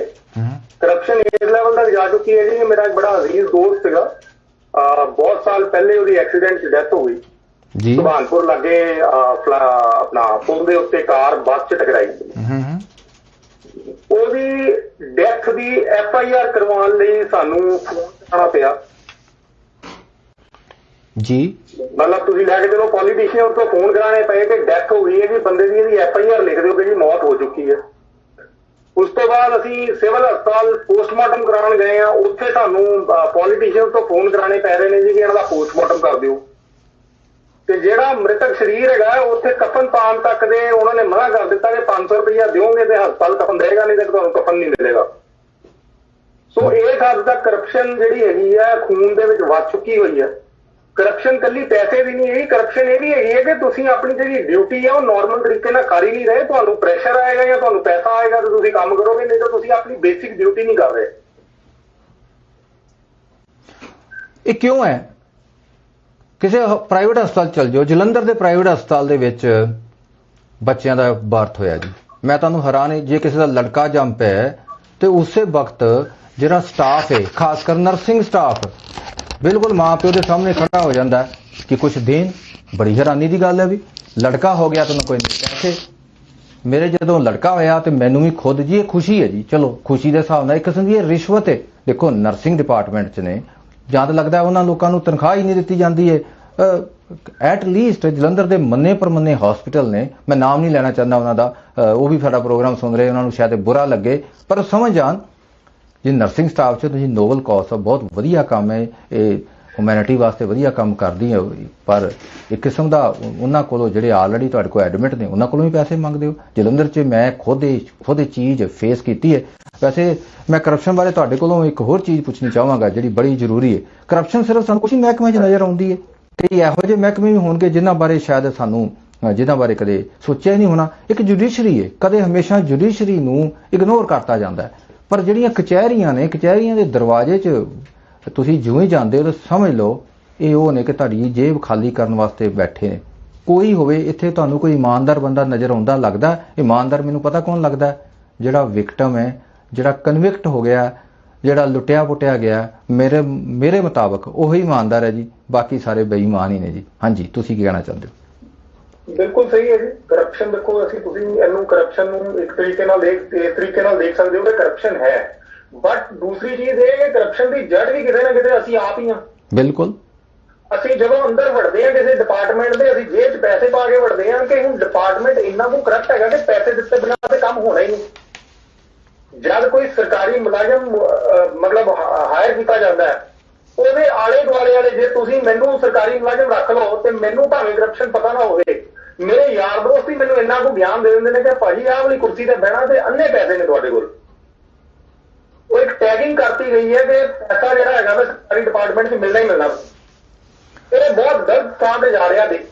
ਜਲੰਧਰ ਦੇ ਬੜੇ ਮਸ਼ਹੂਰ ਵਕੀਲ ਨੇ ਜੀ, ਸ਼ਿਵ ਸੇਕਰੀ, ਹਵਾਲਾ ਦੇ ਮਾਮਲੇ ਡੀਲ ਕਰਦੇ ਨੇ ਜੀ, ਮੇਰੇ ਦੋਸਤ ਨੇ। ਮੈਂ ਉਹਨਾਂ ਨੂੰ ਇੱਕ ਵਾਰੀ ਪੁੱਛਿਆ ਕਿ ਤੁਸੀਂ ਕਿਸ ਤਰੀਕੇ ਨਾਲ ਡੀਲ ਕਰਦੇ ਹੋ, ਪੈਸੇ ਕਿੱਦਾਂ ਕਮਾਉਂਦੇ ਹੋ ਜੀ ਵਕੀਲ ਸਾਹਿਬ? ਕਹਿੰਦੇ ਦੇਖੋ ਜੀ, ਹਵਾਲਾ ਫੜਿਆ ਗਿਆ, ਸਾਨੂੰ ਵੀ ਮੌਜਾਂ ਲੱਗ ਗਈਆਂ, ਜੱਜ ਸਾਹਿਬ ਨੂੰ ਵੀ ਮੌਜਾਂ ਲੱਗ ਗਈਆਂ। ਮੈਂ ਕਿਹਾ ਜੱਜ ਸਾਹਿਬ ਨੂੰ ਕਿੱਦਾਂ ਮੌਜਾਂ ਲੱਗ ਗਈਆਂ? ਕਹਿੰਦਾ ਕੇਸ ਇਦਾਂ ਹੀ ਸੋਲਵ ਹੁੰਦੇ ਨੇ। ਵਕੀਲ ਸਾਹਿਬ ਨੇ ਬੜੇ ਜੋਸ਼ ਨਾਲ, ਹਿੰਮਤ ਨਾਲ, ਜੁਰਤ ਨਾਲ ਕਿਹਾ। ਇਹ ਮੈਂ ਇੱਕ ਬੰਦੇ ਪਰ ਬੰਦੇ ਵਕੀਲ ਦੇ ਹਵਾਲੇ ਤੋਂ ਕਹਿ ਰਿਹਾ, ਆਪਣੇ ਕੋਲੋਂ ਨਹੀਂ ਕਹਿ ਰਿਹਾ। ਕਈ ਵਾਰੀ ਇਦਾਂ ਦੀਆਂ ਗੱਲਾਂ ਵੀ ਨੇ। ਜੁਡੀਸ਼ਰੀ ਕਿਹੜੇ ਪਾਸਿਓਂ ਸਹੀ ਹੈ ਜੀ? ਜੁਡੀਸ਼ਰੀ ਬਾਰੇ ਬੜੇ ਅਸੀਂ ਵਧੀਆ ਸ਼ਬਦ ਬੋਲਦੇ ਹਾਂ। ਕੱਲ ਖਬਰ ਇੱਕ ਮੈਂ ਸਾਂਝੀ ਕੀਤੀ ਸੀ ਆਪਣੇ ਸਾਥੀ ਹੋਸਟ ਕਾਲੋਂ ਸਾਹਿਬ ਨਾਲ ਕਿ ਗੁੱਡ ਤੇ ਬੈਡ ਕਰਪਸ਼ਨ ਵੀ ਹੈ ਜੀ। ਤੁਸੀਂ ਦੱਸ ਸਕਦੇ ਜੀ ਗੁੱਡ ਕਰਪਸ਼ਨ ਕੀ ਹੈ ਜੀ? ਇਹਦੇ ਬਾਰੇ ਜੇ ਤੁਹਾਨੂੰ ਕੋਈ ਥੋੜਾ ਇਲਮ ਹੋਵੇ। ਹਾਂਜੀ, ਗੁੱਡ ਕਰਪਸ਼ਨ ਦੇ ਬਾਰੇ ਮੈਂ ਤੁਹਾਨੂੰ ਦੱਸਣਾ ਚਾਹਾਂਗਾ ਜੀ। ਗੁੱਡ ਕਰਪਸ਼ਨ ਉਹ ਹੈ ਜੀ ਜਿਸ ਵਿੱਚ ਸ਼ੁਰੂ ਤੋਂ ਲੈ ਕੇ ਅੰਤ ਤੱਕ ਕੰਮ ਜਿਹੜਾ ਬਿਲਕੁਲ ਪ੍ਰੋਪਰ ਵੇ ਨਾਲ ਹੋ ਰਿਹਾ, ਕੰਟਰੈਕਟਰ ਵੀ ਖੁਸ਼ ਹੈ, ਕਲਾਇੰਟ ਵੀ ਖੁਸ਼ ਹੈ, ਉਹਦਾ ਮਟੀਰੀਅਲ ਵੀ ਪਾਸ ਹੋ ਰਿਹਾ, ਉਹਨੂੰ ਕਿਤੇ ਵੀ ਰੁਕਾਵਟ ਨਹੀਂ ਆ ਰਹੀ, ਰਿਸ਼ਵਤ ਦੇ ਪੈਸੇ ਵੀ ਸਹੀ ਬੰਦੇ ਕੋਲ ਪਹੁੰਚ ਰਹੇ ਨੇ। ਇਹ ਨਹੀਂ ਹੈ ਅਮਰਜੀਤ ਸਿੰਘ ਨੂੰ ਰਿਸ਼ਵਤ ਦੇਣੀ ਸੀ, ਦੇਤੀ ਮਹਿੰਦਰ ਸਿੰਘ ਨੂੰ, ਐਦਾਂ ਵੀ ਨਾ ਹੋਵੇ। ਕਈ ਵਾਰੀ ਐਦਾਂ ਵੀ ਹੁੰਦਾ, ਕੋਈ ਹੋਰ ਹੀ ਬੈਠਾ ਕਹਿੰਦਾ ਮੈਂ ਹੀ ਕੰਮ ਕਰਨਾ ਤੇ ਪੈਸੇ ਲੈ ਕੇ ਪਰੇ ਜਾਂਦਾ। ਦੂਜੀ ਗੱਲ ਹੋਰ ਦੱਸਦਾ, ਰਿਸ਼ਵਤ ਚੈੱਕ ਨਾਲ ਨਹੀਂ ਜਾਂਦੀ, ਰਿਸ਼ਵਤ ਅਕਾਊਂਟ 'ਚ ਨਹੀਂ ਜਾਂਦੀ, ਲਿਫਾਫਿਆਂ 'ਚ ਜਾਂਦੀ ਹੈ, ਗਿਫਟ ਦੇ ਤੌਰ ਤਰੀਕੇ ਨਾਲ ਜਾਂਦੀ ਹੈ, ਕਿਤੇ ਥਰਡ ਪਰਸਨ ਦੇ ਥਰੂ ਜਾਂਦੀ ਹੈ, ਪਰ ਸਹੀ ਜਿਸ ਬੰਦੇ ਨੂੰ ਜਾਣੀ ਉਹਨੂੰ ਦੱਸਤਾ ਜਾਂਦਾ ਵੀ ਤੁਹਾਨੂੰ ਹੀ ਰਿਸ਼ਵਤ ਮਿਲੇਗੀ। ਉਹਨੂੰ ਕਹਿੰਦੇ ਗੁੱਡ ਕਰਪਸ਼ਨ। ਜਿਹੜਾ ਆਫੀਸਰ ਜਾਂ ਉਹਦਾ ਥੱਲੇ ਵਾਲਾ ਸੰਬੰਧਿਤ ਅਧਿਕਾਰੀ ਜਾਂ ਕੋਈ ਵੀ ਪਰਸਨ ABC ਉਹ ਗੁੱਡ ਕਰਪਸ਼ਨ ਦੀ ਬੜੀ ਤਾਰੀਫ ਕਰਦਾ। ਗੁੱਡ ਪਰਸਨ, ਉਹਨੂੰ ਗੁੱਡ ਪਰਸਨ ਮੰਨਿਆ ਜਾਂਦਾ ਵੀ ਦੇਖੋ ਇਹਨੇ ਬਹੁਤ ਵਧੀਆ ਤਰੀਕੇ ਨਾਲ ਗੁੱਡ ਕਰਪਸ਼ਨ ਕੀਤੀ। ਬੈਡ ਕਰਪਸ਼ਨ ਵੀ ਹੁੰਦੀ ਹੈ ਜੀ। ਬੈਡ ਕਰਪਸ਼ਨ ਇਹ ਹੁੰਦੀ ਹੈ ਤੁਹਾਡੇ ਕੋਲੋਂ ਪੈਸੇ ਲੈ ਲੈ, ਤੁਹਾਡੇ ਮੁੰਡੇ ਦੀ ਅਸੀਂ ਸਿਲੈਕਸ਼ਨ ਕਰਾ ਦਾਂਗੇ, ਵੈਕੈਂਸੀ ਨਿਕਲੀਆਂ ਜੀ ਰੇਲਵੇ ਦੀਆਂ, ਉੱਥੇ ਜੀ ਟੈਸਟ ਵੀ ਆਪੇ ਦਵਾ ਲਾਂਗੇ। ਵੈਸੇ ਇਦਾਂ ਨਹੀਂ ਹੁੰਦਾ, ਟੈਸਟ ਤਾਂ ਉਹਨੂੰ ਹੀ ਦੇਣਾ ਪੈਂਦਾ। ਅੱਜ ਕੱਲ੍ਹ ਤਾਂ ਆਨਲਾਈਨ ਟੈਸਟ ਹੋ ਗਏ, ਬਹੁਤ ਕੰਮ ਵੱਧ ਗਿਆ। ਟੈਸਟ ਹੋਏਗਾ, ਇੰਟਰਵਿਊ ਦੇ ਮਾਰਕਸ ਬੜੇ ਘੱਟ ਹੁੰਦੇ ਨੇ, ਕਈ ਜਗ੍ਹਾ ਇੰਟਰਵਿਊ ਦੇ ਮਾਰਕਸ ਵੀ ਖਤਮ ਕਰਤੇ ਨੇ ਅੱਜ ਕੱਲ੍ਹ। ਤੁਸੀਂ ਹੈਰਾਨ ਹੋਵੋ ਜੀ, ਜਰਾ ਹਟ ਕੇ ਪ੍ਰੋਗਰਾਮ 'ਚ ਜਰਾ ਹਟ ਕੇ ਕਿਉਂ ਗੱਲਾਂ ਕੀਤੀਆਂ ਜਾ ਰਹੀਆਂ ਕਿ ਇਦਾਂ ਦੀ ਜਿਹੜੀ ਸਿਲੈਕਸ਼ਨ ਪ੍ਰੋਸੀਜਰ ਦੇ ਵਿੱਚ ਕਈ ਥਰਡ ਪਰਸਨ ਬੈਠੇ ਹੁੰਦੇ ਨੇ, ਏਜੰਟ ਟਾਈਪ ਦੇ, ਕਹਿੰਦੇ ਨੇ ਲਿਆਓ ਜੀ 1.5 ਲੱਖ ਲੱਗਣਾ, 2.5 ਲੱਖ ਲੱਗਣਾ, 50,000 ਲੱਗਣਾ, ਜਿੰਨਾ ਵੀ ਲੱਗਣਾ, ਫਲਾਣੇ ਬਾਊ ਨੂੰ ਦੇਣਾ, ਤੁਹਾਡਾ ਕੰਮ ਹੋ ਜਾਊਗਾ। ਬਾਊ ਨਾਲ ਗੱਲ ਵੀ ਕਰਾ ਦੇਣਗੇ, ਸ਼ਾਮ ਨੂੰ ਬਾਊ ਦੇ ਘਰ ਬਹਿ ਕੇ ਬੋਤਲ ਵਗੈਰਾ ਵੀ ਪਹੁੰਚ ਜਾਂਦੀ ਹੈ। ਪਰ ਹੈਰਾਨ ਹੋ ਜਾਓਗੇ, ਪੈਸਾ ਚਲਾ ਜਾਂਦਾ, ਸਿਲੈਕਸ਼ਨ 'ਚ ਨੰਬਰ ਹੀ ਨਹੀਂ ਆਉਂਦਾ, ਰੋਲ ਨੰਬਰ ਗਾਇਬ ਹੋ ਜਾਂਦਾ, ਬਾਅਦ 'ਚੋਂ ਪੈਸੇ ਵੀ ਨਹੀਂ ਮਿਲਦੇ। ਇਸ ਤਰੀਕੇ ਨੂੰ ਕਹਿੰਦੇ ਬੈਡ ਕਰਪਸ਼ਨ। ਪੈਸਾ ਵੀ ਮਾਰ ਲਿਆ, ਕੰਮ ਵੀ ਨਹੀਂ ਕੀਤਾ, ਤੇ ਕਹਿੰਦੇ ਵੀ ਸਾਨੂੰ ਕੀ ਪਤਾ। ਜਿੱਦਾਂ ਬਹੁਤ ਸਾਰੇ ਟਰੈਵਲ ਏਜੰਟ ਨੇ ਜੀ, ਪਿੰਡਾਂ 'ਚ ਬੈਠੇ ਹੁੰਦੇ ਨੇ, ਉਹਨਾਂ ਕੋਲ ਕੋਈ ਦਫ਼ਤਰ ਨਹੀਂ ਹੁੰਦਾ। ਫਲਾਣਾ ਨੱਥਾ ਸਿੰਘ, ਮਹਿੰਦਰ ਸਿੰਘ, ਸਨ ਆਫ ਇਹ ਸਿੰਘ ਉਹ ਸਿੰਘ ਬੈਠਾ ਹੁੰਦਾ, ਉਹਦੇ ਕੋਲ ਲੋਕੀ ਜਾਂਦੇ ਨੇ, ਉਹ ਜੀ ਪਹੁੰਚਾ ਦੂਗਾ। ਆਪ ਇੱਕ ਵਾਰੀ ਦੁਬਈ ਤੋਂ ਮੁੜ ਕੇ ਆਇਆ ਹੁੰਦਾ, ਲੋਕਾਂ ਨੂੰ ਪੱਕੇ ਕਰਾਂਦਾ, ਕਿੱਥੇ ਅਮਰੀਕਾ, ਯੂਰਪ 'ਚ, ਕਿਸੇ ਵੀ ਮੁਲਕ 'ਚ ਪੱਕੇ ਤੋਂ ਨੇ ਕੀ ਕਰਾਣਾ, ਪੈਸੇ ਲੈ ਕੇ ਮੁੜ ਕੇ ਆਪ ਗਾਇਬ ਹੋ ਜਾਂਦਾ। ਪਰਿਵਾਰ ਦੇ ਬੰਦੇ ਕਹਿੰਦੇ ਅਸੀਂ ਤੁਹਾਨੂੰ ਘਰੋਂ ਹੀ ਕੱਢਤਾ। ਇਦਾਂ ਦੀਆਂ ਗੱਲਾਂ, ਇਹ ਵੀ ਬੈਡ ਕਰਪਸ਼ਨ ਹੈ। Good corruption, bad corruption. ਪਰ ਗੁੱਡ ਕਰਪਸ਼ਨ ਵਾਲੀ ਦੀ ਬੜੀ ਕਦਰ ਹੈ ਜੀ, ਇਹ ਮੈਂ ਦੇਖਿਆ। ਇਸ ਬਾਰੇ ਕੋਈ ਹੋਰ ਵਿਚਾਰ ਹੋਣ ਜ਼ਰੂਰ ਸਾਂਝੇ ਕੀਤੇ ਜਾਂਦੇ। ਹਾਂਜੀ, ਮੈਂ ਤਾਂ ਚੀਮਾ ਜੀ ਇਹ ਕਹਿ ਰਿਹਾ ਜੀ, ਗੁੱਡ ਕਰਪਸ਼ਨ ਤੁਸੀਂ ਇੱਕ ਤਰੀਕੇ ਨਾਲ ਕਹਿ ਰਹੇ ਹੋ। ਅੱਜ ਦੀ ਡੇਟ ਦੇ ਵਿੱਚ ਹਾਲਾਤ ਇੰਨੇ ਮਾੜੇ ਹੋ ਚੁੱਕੇ ਨੇ, ਗੁੱਡ ਕਰਪਸ਼ਨ ਦੇ ਵਿੱਚ ਤੁਸੀਂ ਇੱਕ ਹੋਰ ਚੀਜ਼ ਐਡ ਕਰ ਸਕਦੇ ਹੋ ਕਿ ਕੰਮ ਉਦਾਂ ਤੇ ਹੋਣਾ ਨਹੀਂ। ਜੇ ਤੁਸੀਂ ਸਰਕਾਰੀ ਡਿਪਾਰਟਮੈਂਟ 'ਚ ਕੋਈ ਵੀ ਕੰਮ ਕਰਾਉਣਾ ਤੁਸੀਂ ਨਹੀਂ ਕਰਾ ਸਕਦੇ, ਤੇ ਜੇ ਤੁਹਾਡਾ ਕੰਮ ਪੈਸੇ ਦੇ ਕੇ ਹੁੰਦਾ ਪਿਆ ਤੇ ਮੈਂ ਉਹਨੂੰ ਵੀ ਗੁੱਡ ਕਰਪਸ਼ਨ ਦੀ ਕੈਟਾਗਰੀ 'ਚ ਐਡ ਕਰ ਰਿਹਾ ਕਿ ਘੱਟੋ ਘੱਟ ਪੈਸੇ ਦੇ ਕੇ ਕੰਮ ਹੋ ਜਾਵੇ। ਅੱਜ ਦੀ ਡੇਟ ਤੇ ਹਾਲਾਤ ਇਹ ਨੇ ਕਿ ਪੈਸੇ ਲੈ ਕੇ ਕੰਮ ਵੀ ਨਹੀਂ ਕਰ ਰਹੀ ਜਨਤਾ। ਉਹ ਬੈਡ ਕਰਪਸ਼ਨ। ਗੁੱਡ ਔਰ ਬੈਡ ਦਾ ਡਿਫਰੈਂਸ ਇਹੀ ਹੈ ਨਾ। ਗੁੱਡ ਕਰਪਸ਼ਨ ਹੁੰਦੀ ਹੈ ਜੀ। ਬਿਲਕੁਲ ਜੀ, ਬਿਲਕੁਲ। ਮੈਂ ਜਲੰਧਰ ਦਾ ਡੀਟੀਓ ਦਫ਼ਤਰ ਹੁੰਦਾ ਸੀ ਜਿਸ ਜ਼ਮਾਨੇ ਪੁਰਾਣੀਆਂ ਕਚਹਿਰੀਆਂ ਦੇ ਵਿੱਚ, ਉੱਥੇ ਇੱਕ ਵਾਰੀ ਖਬਰ ਆਈ, ਉੱਥੋਂ ਦਾ ਡੀਟੀਓ ਸਾਹਿਬ ਤੇ ਹੋ ਗਏ ਜੀ ਪਕੜੇ ਗਏ। ਪਤਾ ਲੱਗਾ ਕਿ ਉਹਨਾਂ ਨੇ ਬਾਹਰੋਂ ਬੰਦੇ ਹਾਇਰ ਕਰਕੇ ਰੱਖੇ ਨੇ ਜਿਹੜੇ ਗਵਰਨਮੈਂਟ ਮੁਲਾਜ਼ਮ ਨਹੀਂ, ਐਜ਼ ਏ ਗਵਰਨਮੈਂਟ ਮੁਲਾਜ਼ਮ ਕੰਮ ਕਰਦੇ ਨੇ। ਰਿਸ਼ਵਤ ਦਾ ਪੈਸਾ ਉਹਨਾਂ ਨੂੰ ਐਜ਼ ਏ ਮੁਲਾਜ਼ਮ ਦੇ ਤੌਰ ਤੇ ਉਹਨਾਂ ਨੂੰ ਤਨਖਾਹ ਦਿੱਤੀ ਜਾਂਦੀ ਮਹੀਨੇ ਬਾਅਦ ਆਪਣੇ ਕੋਲੋਂ। ਉਹ ਮੁਲਾਜ਼ਮ ਜਿਹੜੇ ਪੱਕੇ ਨੇ ਉਹਨਾਂ ਨੇ ਅੱਗੋਂ ਮੁਲਾਜ਼ਮ ਰੱਖ ਲਏ ਨੇ ਔਰ ਉਹ ਵਿੰਡੋ ਤੇ ਬਹਿ ਕੇ ਕੰਮ ਕਰਨ ਦੇ ਨੇ। ਕਿੱਡੀ ਹੈਰਾਨੀ ਦੀ ਗੱਲ ਹੈ। ਪਿੱਛੇ ਇੱਕ ਖਬਰ ਆਈ ਸੀ ਕਿ ਬਹੁਤ ਸਾਰੇ ਮੁਲਾਜ਼ਮ ਨੇ, ਪੰਜਾਬ ਗਵਰਨਮੈਂਟ ਦੇ ਮੁਲਾਜ਼ਮ ਨਹੀਂ, ਉਹ ਐਸੇ ਤਰੀਕੇ ਨਾਲ ਕਚਹਿਰੀਆਂ 'ਚ ਬਾਹਰ ਜਿਹੜੇ ਰਮਿੰਗਟਨ ਦਾ ਟਾਈਪਰਾਈਟਰ ਲੈ ਕੇ ਬੈਠੇ ਨੇ, ਉਹ ਸਰਕਾਰੀ ਮੁਲਾਜ਼ਮ ਵਾਂਗੂ ਕੰਮ ਕਰਦੇ ਨੇ। ਇਹ ਹਾਲਾਤ ਨੇ, ਇਹ ਪੰਜਾਬ ਦੇ ਹਾਲਾਤ ਨੇ। ਇਹ ਕਿਸੇ ਨੇ ਸਟਿੰਗ ਆਪਰੇਸ਼ਨ ਕੀਤਾ ਸੀ। ਹੁਣ ਆਮ ਬੰਦੇ ਨੂੰ ਕੀ ਪਤਾ ਹੈਗਾ, ਮੈਨੂੰ ਕੀ ਪਤਾ। ਮੈਂ ਤਾਂ ਕਹਿਣਾ ਜੀ ਉਹ ਅੱਛਾ ਜੀ ਉਹ ਬਾਊ ਜੀ ਨੇ ਉਹੀ ਜਿਹੜੀ ਘੁੱਗੀ ਮਾਰ ਕੇ ਛੋਟੀ ਜਿਹੀ ਪਰਚੀ ਦਿੰਦੇ ਹੁੰਦੇ ਸੀ ਨਾ, ਆਰਸੀ ਵਾਲੀ ਟੈਕਸ ਵਾਲੀ ਜਾਂ ਹੋਰ ਇੰਸ਼ੋਰੈਂਸ ਵਾਲੀ। ਕਰਪਸ਼ਨ ਦਾ ਕਿੱਡਾ ਵੱਡਾ ਉਹ ਸੈਂਟਰ ਸੀ, ਉਹ ਡੀਟੀਓ ਆਫਿਸ ਸਭ ਤੋਂ ਵੱਡਾ ਸੈਂਟਰ ਸੀ ਜਲੰਧਰ ਦਾ। ਔਰ ਬੜਾ ਕਹਿੰਦੇ ਵਧੀਆ ਤਰੀਕੇ ਨਾਲ ਕੰਮ ਕਰਦਾ ਸੀ। ਗੁੱਡ ਕਰਪਸ਼ਨ ਇਦਾਂ ਸੀ, ਕੰਮ ਕਿਸੇ ਦਾ ਰੁਕਦਾ ਨਹੀਂ ਸੀ। ਗੱਡੀ ਜਿੱਥੋਂ ਦੀ ਮਰਜ਼ੀ ਲੈ ਆਓ ਜੀ, ਆਰਸੀ ਤੇ ਪਰਚੀ ਬਣ ਜਾਂਦੀ ਸੀ। ਉਹ ਪਰਚੀ ਤੇ ਲੋਕੀ ਸਾਲ ਗੱਡੀ ਚਲਾਈ ਰੱਖਦੇ ਸੀ। ਉਸ ਤੋਂ ਬਾਅਦ ਗੱਡੀ ਪਰਚੀ ਤੇ ਵਿਕ ਜਾਂਦੀ ਹੁੰਦੀ ਸੀ। ਉਹ ਵੀ ਜ਼ਮਾਨਾ ਵੇਖਿਆ ਸੀ ਜਲੰਧਰ ਦਾ। ਗੁੱਡ ਕਰਪਸ਼ਨ 'ਚ ਤੁਸੀਂ ਵੀ ਸ਼ਾਮਲ ਹੋ ਜਾਇਆ ਕਰੋ ਜੀ, ਬੈਡ ਕਰਪਸ਼ਨ 'ਚ ਵੀ ਸ਼ਾਮਲ ਹੋ। ਪਰ ਇਹ ਸਾਰੀ ਚੀਜ਼ ਨੂੰ ਰੋਕਣਾ ਕਿੱਦਾਂ, ਨੱਥ ਕਿੱਦਾਂ ਪਾਣੀ, ਇਹਦੇ ਹੋਰ ਵੀ ਪਹਿਲੂਆਂ ਬਾਰੇ ਅਸੀਂ ਗੱਲਬਾਤ ਕਰਾਂਗੇ ਆਉਣ ਵਾਲੇ ਪ੍ਰੋਗਰਾਮ ਦੇ ਵਿੱਚ। ਵੱਧ ਚੜ ਕੇ ਪਾਰਟਿਸਿਪੇਟ ਕਰਿਆ ਕਰੋ। ਬਹੁਤ ਬਹੁਤ ਸ਼ੁਕਰੀਆ, ਧੰਨਵਾਦ। ਜੀ, thank you sir, thank you. ਧੰਨਵਾਦ। ਅੱਜ ਦਾ ਪ੍ਰੋਗਰਾਮ ਇੱਥੇ ਮੁੱਕ ਰਿਹਾ ਜੀ। ਸ਼ੁਕਰੀਆ।